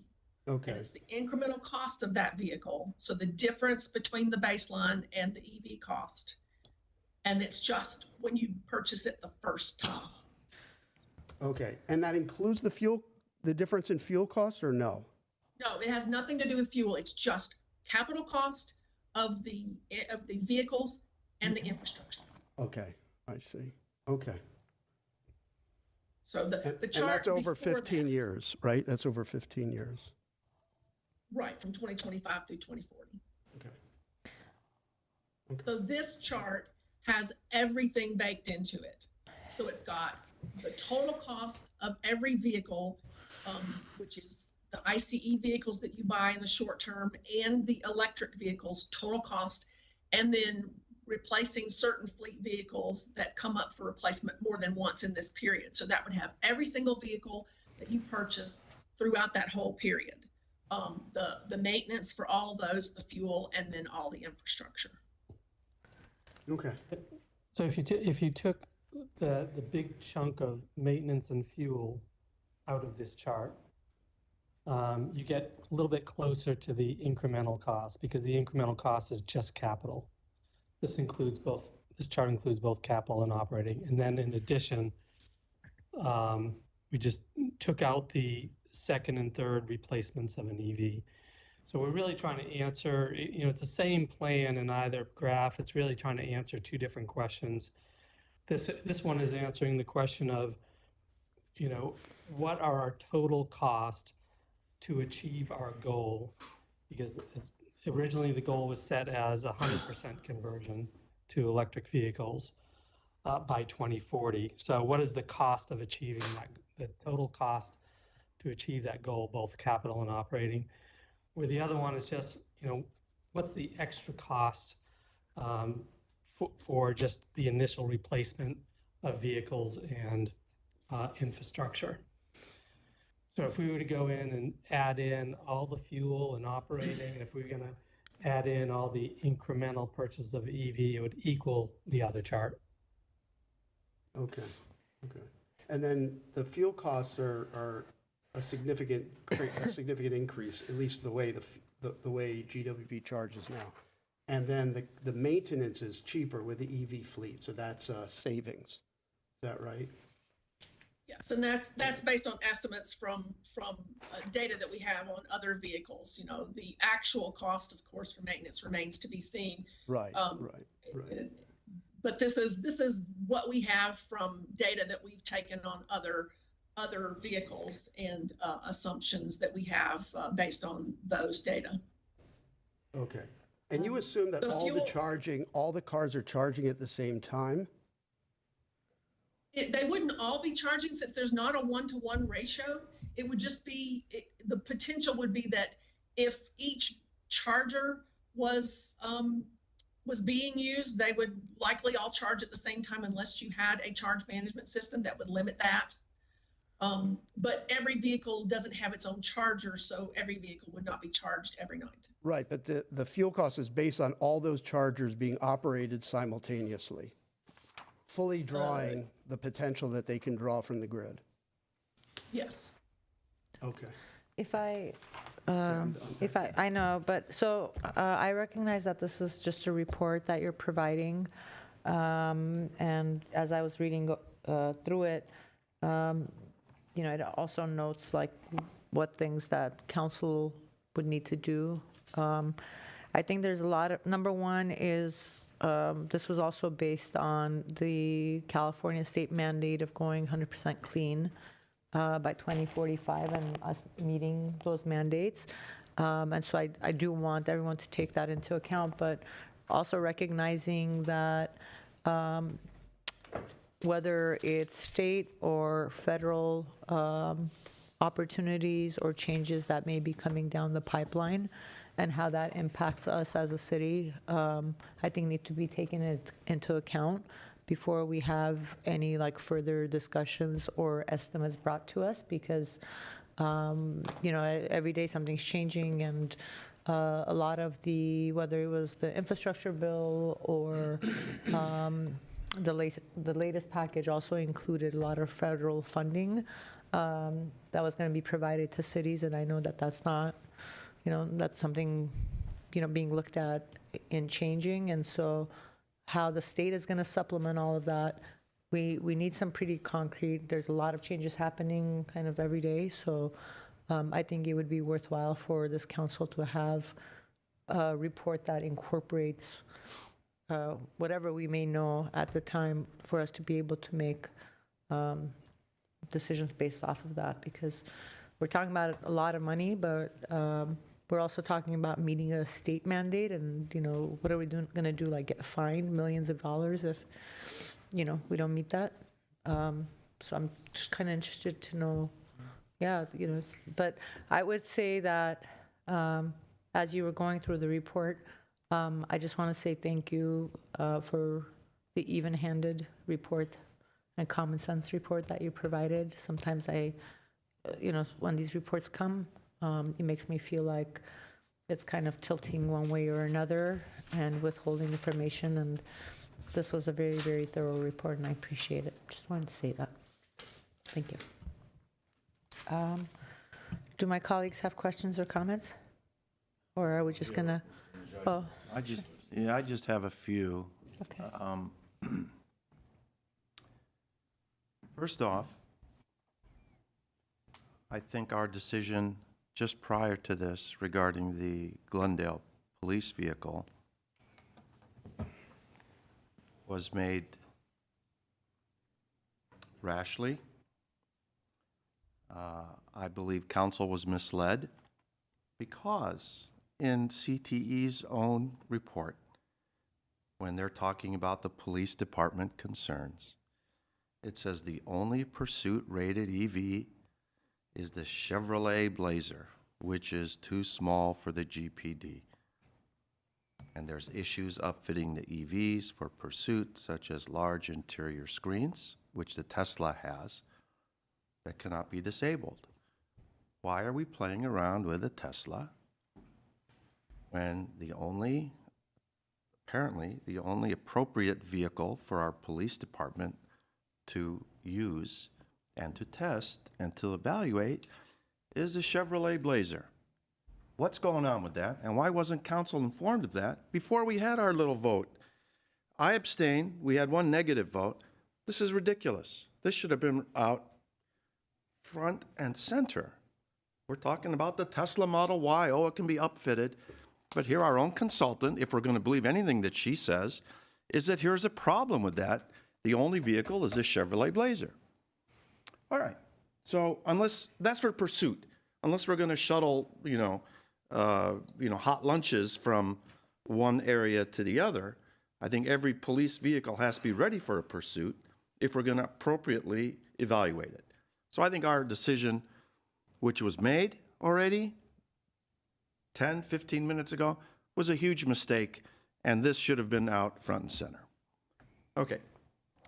That's one point. Councilmember Najarian, do you mind if staff actually answers that? No, I don't want them to answer that now. I would like an answer to that. They can do it after I'm finished talking. Okay. The second point is, I think it's clear that we're forced into this electrification by the ill-conceived mandate of our state legislature to move forward with this ACF.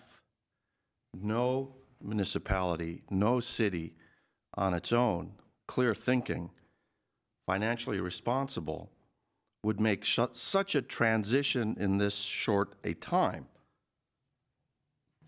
So I think we're being forced into this. But the one thing that wasn't discussed, if we're going to talk about being even-handed in our reports, quoting from the report, the primary driver of electrification of the city's fleet is the reduction in greenhouse gases and pollutants harmful to humans.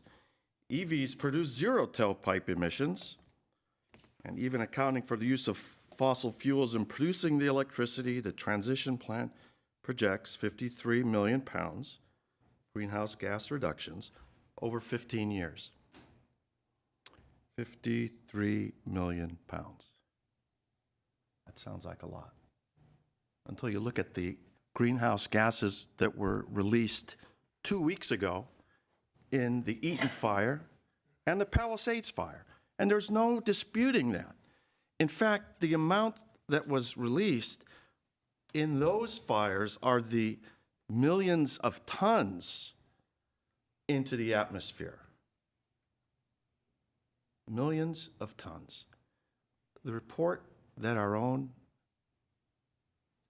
EPA released was that everything California had done through our efforts, such as electrification, such as greenhouse gas tailpipe emissions, such as transportation emissions, that were done over a 15 to 20-year period, were wiped out, and then some in the fires that occurred in 2020.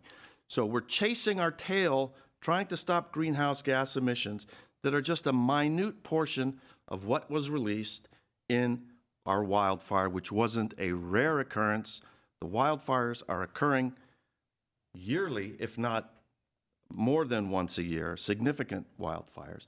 Our efforts, if we're really concerned about protecting the environment as the primary goal of electrification, should be in fire prevention, fire suppression, and everything that's related to that, if we're really serious.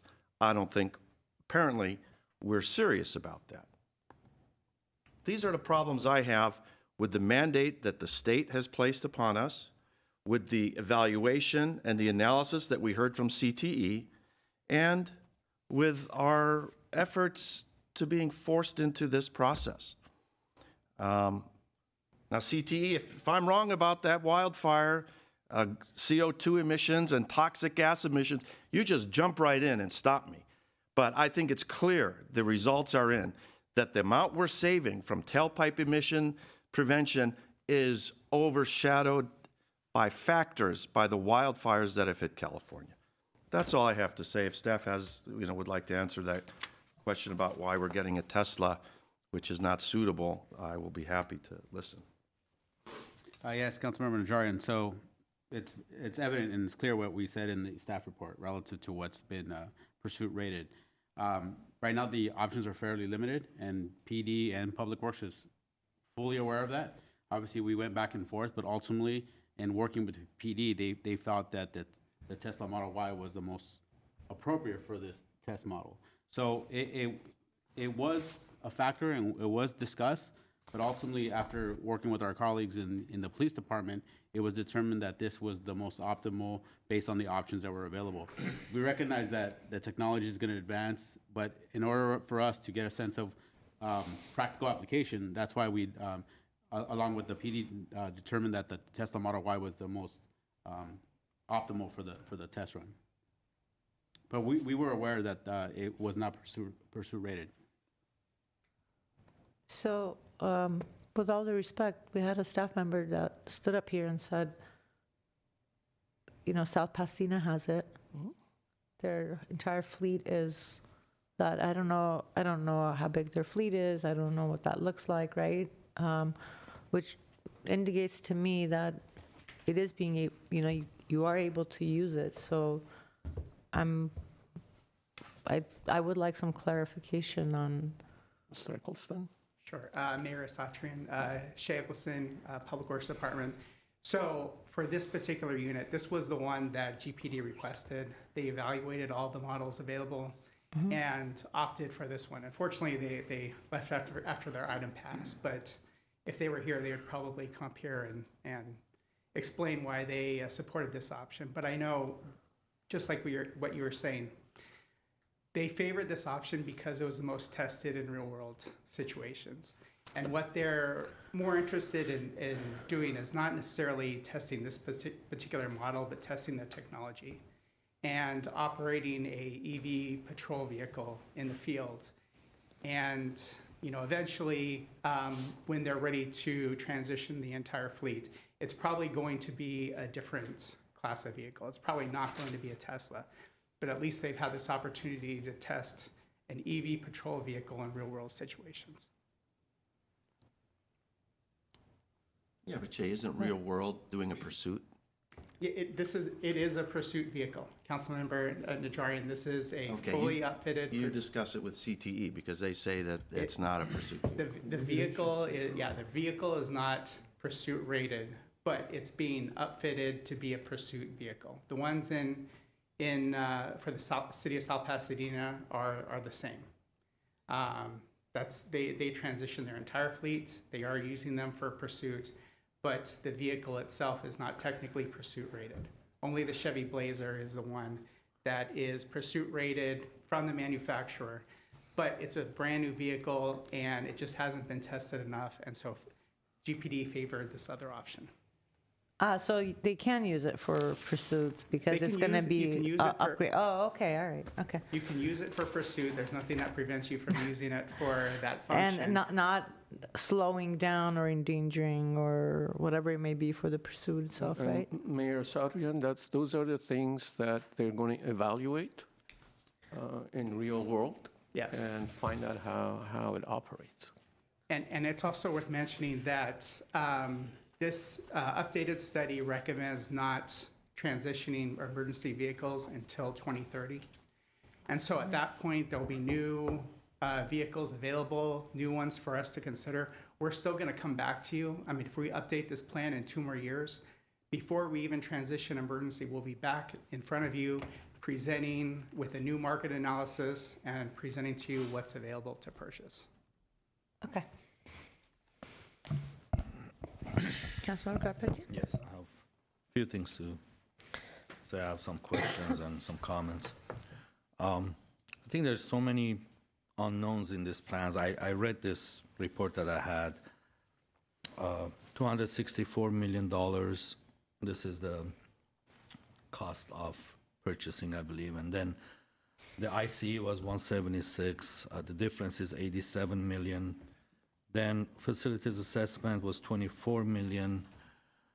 Then upgrading our infrastructure, which is Acacia, one of them is Acacia substation, is 32 million. Then we're going to save 30 million on fuel cost. Then the fuel cost for operating the EVs was 71 million. I just wanted to understand. I mean, I wasn't here when this was approved.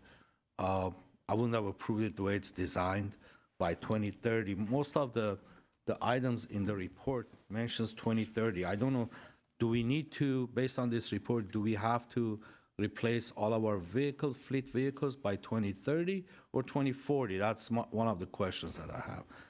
And all of the infrastructure improvements and the cost of electricity and the cost of this project in general points at one thing: more rate increases. And also at the end of our report, it mentions, as part of the annual calculation of city's internal service provider fleet rates, staff plans to have our consultant prepare a model for EV costs that may impact the existing rate structures. That means more rate increases in our electric cost for our ratepayers. To cover that today, with today's funds, it's $154 million. $154 million, that is, we don't have it in our budget. We say there are grants here and there we can apply for, but grants are taxpayers' money as well. A question I have for our consultants is, what is the life expectancy or not life expectancy, operating life of these vehicles?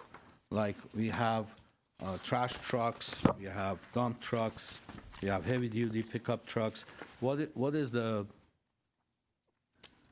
operating? How many hours we can get from them? How many years? Of course, it's based on sometimes maybe on mileages, but and also how often do we have to replace the batteries on this, based on your experience?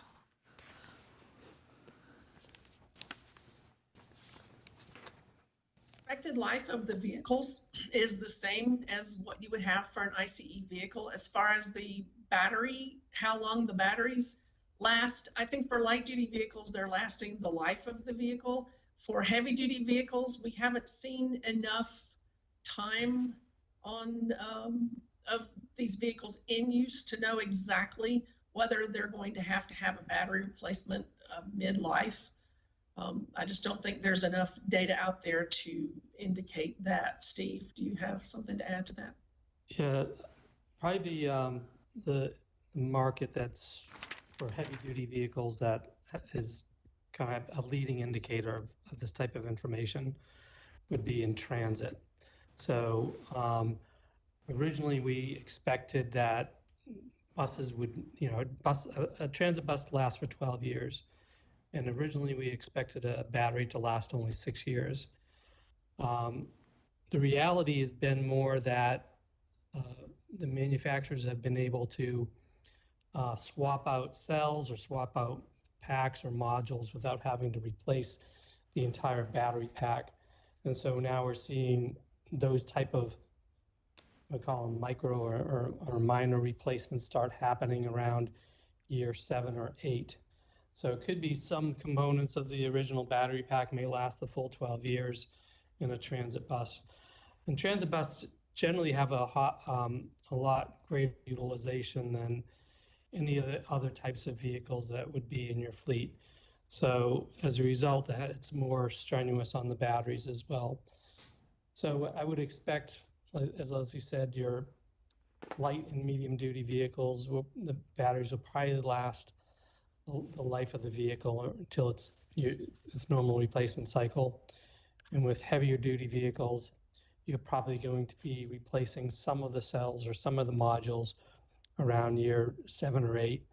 And depending on how long you keep that vehicle in service, you may end up replacing all of the battery packs between years 7 and 8 and maybe years 12 to 15 or so. Yeah, because in our maintenance assessment, it's indicated that we're saving $30 million because EVs have less maintenance, but the cost of replacing the batteries or repairing the batteries are, I don't know if it's part of this report or not. I think that's something that we need to consider as well. In general, I think the cost of electricity is going to go much higher. It will be much higher in 5 or 8 years or 10 years than cost of just fuel, because the way the trend is going, the way the market is going, I think the fuel cost is coming down. And also, I think we need to, in general, pause this whole thing to understand what the state is doing, what the federal government is doing with all the mandates. Even the Governor Newsom paused all the regulations in order to figure out how are we dealing with disasters. ARB paused all their regulations in order to see how we're dealing with disasters, recovery, and rebuilding. And they were on TV the other day pretending like they didn't know who passed these regulations. And they said, we will not let all these restrictive regulations to stand in front of progress and rebuilding and recovery. And I think that's what we're doing right now here. We're restricting ourselves to one option versus having both options. I am for having an option in general. Everyone has to have an option, the cities as well, to wait a little bit and see all these trucks, trash trucks, dump trucks, heavy-duty trucks. They're not tested out there yet to see if they work or not. We invest all this money in we had CNGs that are working fine. Now we're saying they're not good. We have to dump them and do something else. I think we need to find out how are we going to pay for this $150 million, but I think it's going to be a lot more, maybe $200 million plus. But how are we going to fund it? If it's going to include increasing rates again, I'm totally against it. And one other thing is stakeholders outreach. It said, as the update fleet electrification study only applies to Glendale's municipal fleet, no public outreach is planned.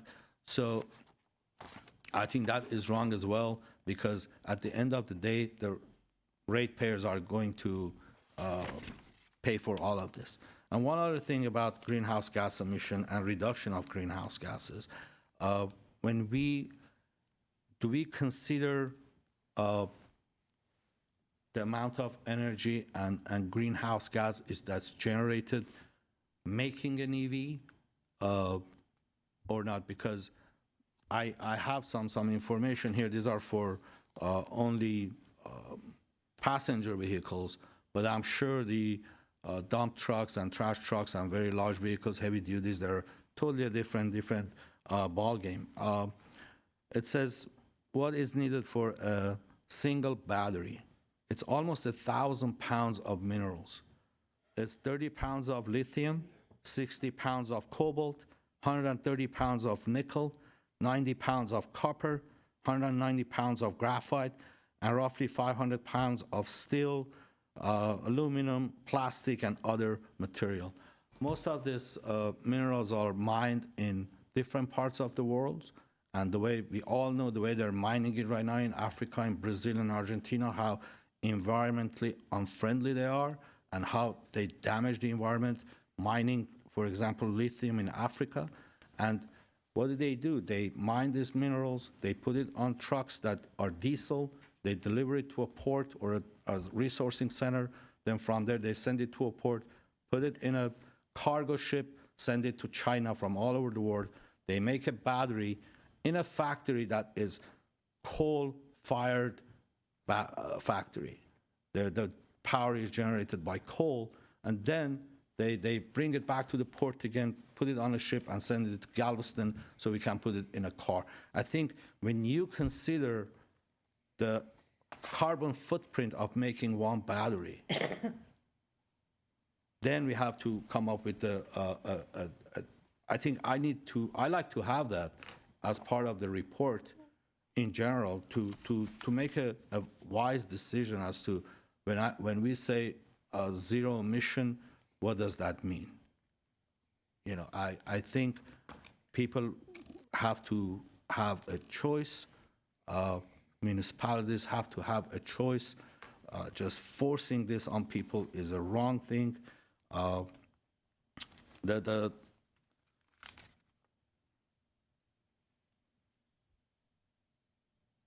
Again, I'm trying to make sure I in a short period of time I will relay my message and what I think, and that's why I voted against the police department. I didn't want to vote against the police department, but that one vehicle is because we haven't considered all of these obstacles that are in front of us.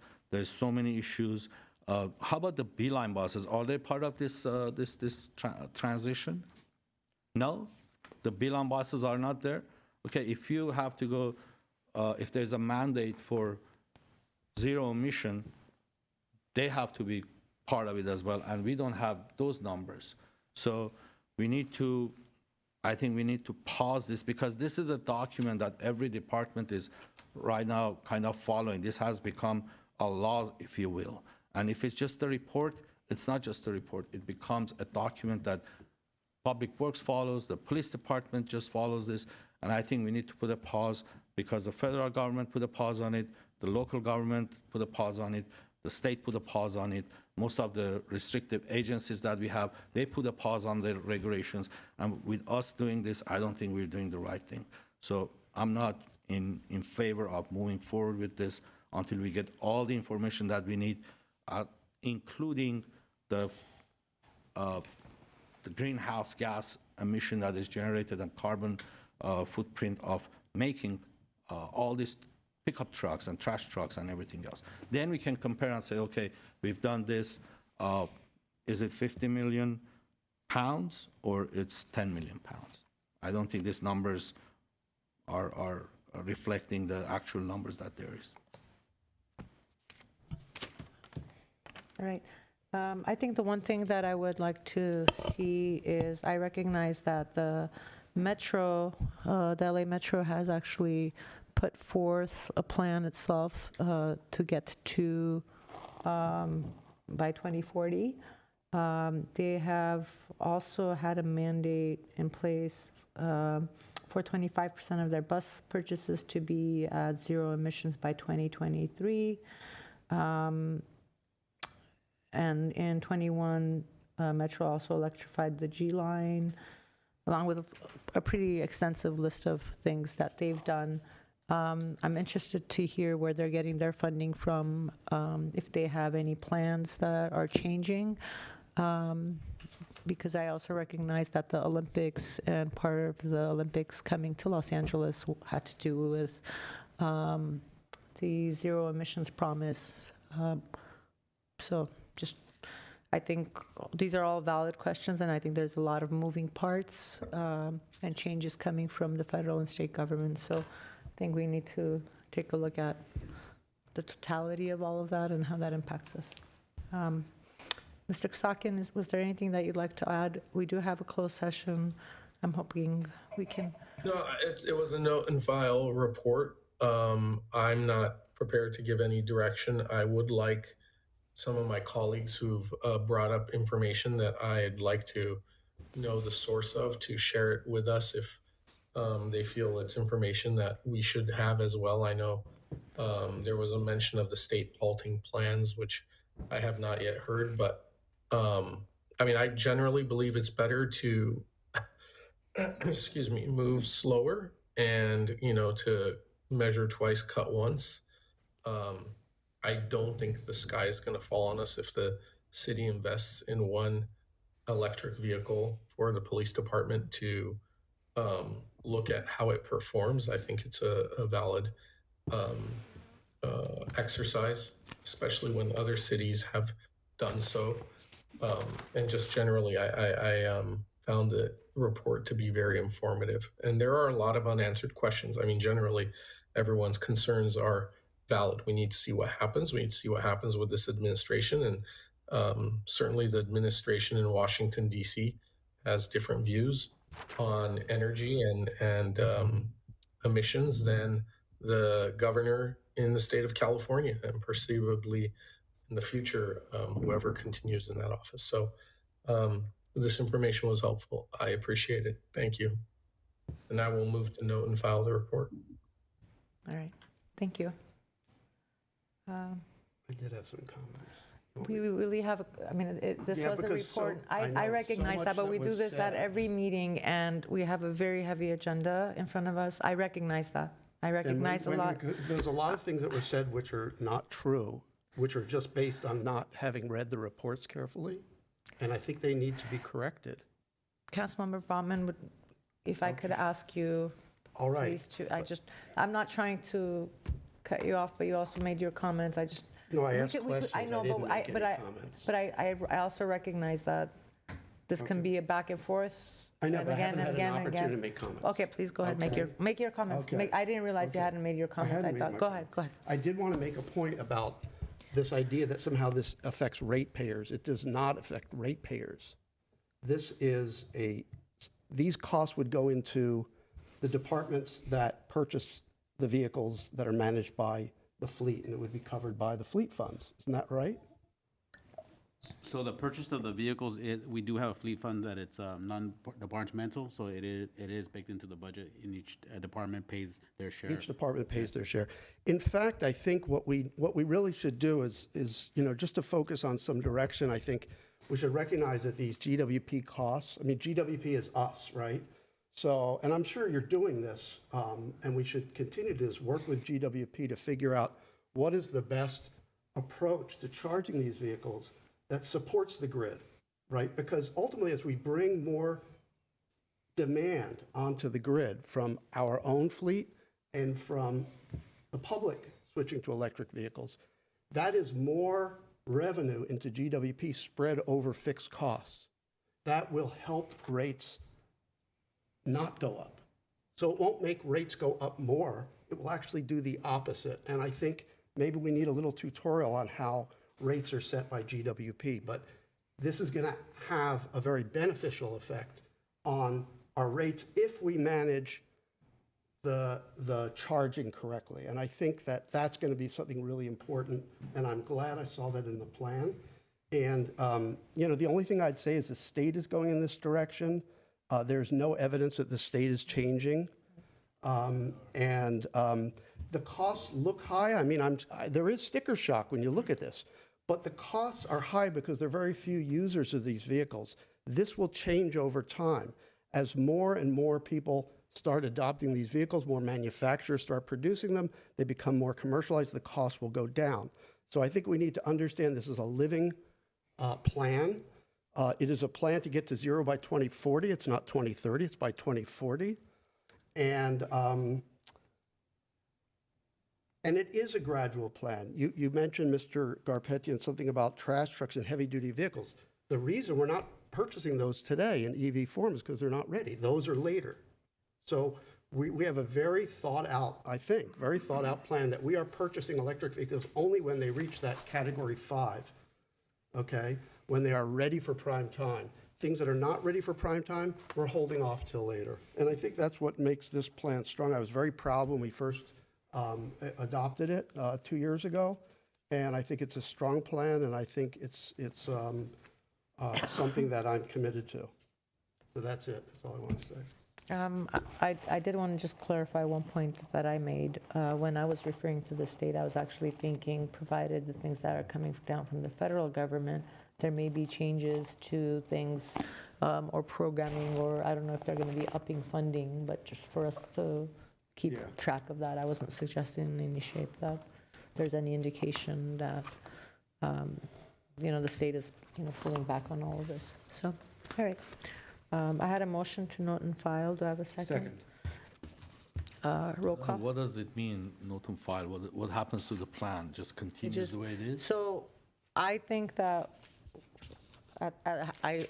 I heard at least from two that we want to see some sort of like details on impact and whatnot, given everything else that's happening around us today.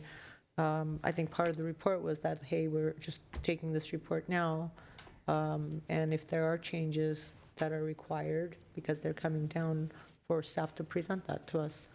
Correct? Yes, Mayor and Council, the direction from Council as they adopted this plan was to bring forward an update on an annual basis, and that's the purpose of this report, to note and file it per Council's direction. Okay. Well, we have heard you, we have written down the questions, and we'll provide answers. I just wanted, a statement was made in response to a question. I'd like for our acting finance director to clarify that answer regarding the departments that pay for their fleet. That's good. Thank you. Not to correct Mr. Hernandez, frankly, I think that both answers were correct depending on where you're approaching this situation from in terms of the costs and whether costs would be passed on to consumers. The fleet fund is funded by rates charged to different departments based on the number of vehicles, maintenance costs, and such. And that rate gets charged to them annually, collected, and then utilized for all those in future years.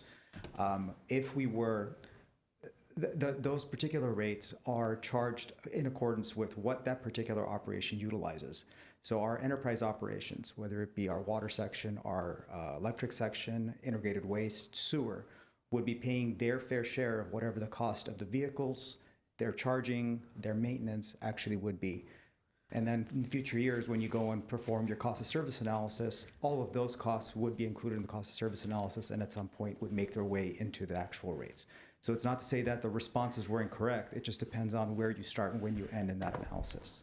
No, I thank you for your clarification. It's in the report that says every department will pay their own share, but that means if they have to pay more for their fleet operation or what have you, the increases that they have in their operation will be transferred to ratepayers, whether it's the sewer, it's electricity, it's water, it's public works, whatever those departments are, they have fees that they charge to consumers, and those fees will go up. So one way or the other, at the end of the day, the ratepayers are going to pay the difference. That's the reality of it. And I read my reports, and that was in the report. I just saying. Okay. All right. Did I have a motion to notify? All right. Can we just? I don't know what. Again, I know we're running late, but I want to understand what does this mean? Note and file. So we're going to continue with this plan without having all these questions answered for all this We raised some issues today based on costs and net zero or what have you. Your microphone, sir. Are we going to continue with this plan? What are we doing with the plan? Are we moving forward with the plan, and what are we doing with it? And that's the question. Councilmember Garpetian, back in September of 22, I believe, council at the time adopted this plan. So unless we do get a direction for reconsideration, that's the path forward. As part of that direction was, on an annual basis, bring an update to council, and that's the purpose of this item, and that's the action requested and required is note and file. Okay. So for the record, I'm against moving forward with it. I think we should pause it until we can find out how are we going to find it, get all the answers to our questions, and then move forward. And I don't know, note and file, I'm not for that either. That's for the record. All right, so the report does note that there's no fiscal impact by accepting this report. And I would actually, this would be my call again, just so we can save time during meetings. If there is a need for additional orientation for staff to conduct that with council members on policies, procedures, and what each of those things are meant in the future. Thank you.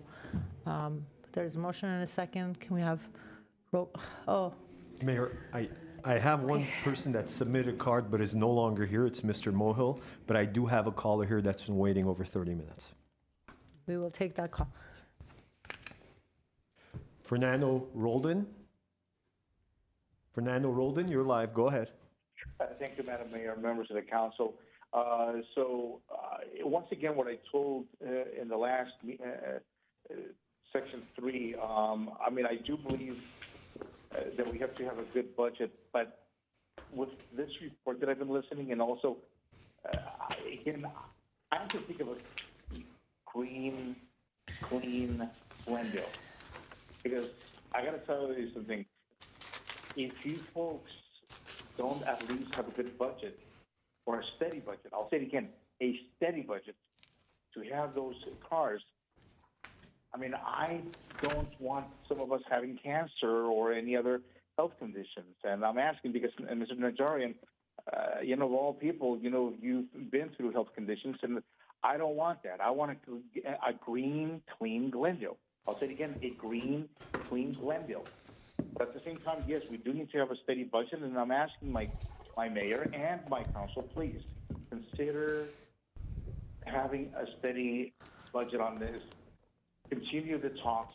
Don't stop talking about this, because I'd like to live at least 100 years from now, and also my nephews and nieces and all our children to live 100 years from now to say, hey, Glendale made a difference, and we have a green Glendale. We are a technological city, and that's my 2 cents on that. Thank you, Madam Mayor and members of the council. Thank you. We have a motion and a second. Can we have roll call, please? You were not in the room, Mr. Mohill. I know, but we have a closed session. You were called and you were not in the room. Thank you so much. Thank you. Roll call? Councilmember Brotman? Yes. Garpetian? No. Kasakian? Yes. Najarian? Abstain. And Mayor Asadrian? Yes. All right. Motion to adjourn? Yes, okay. We're adjourned, and then can we just move over to the?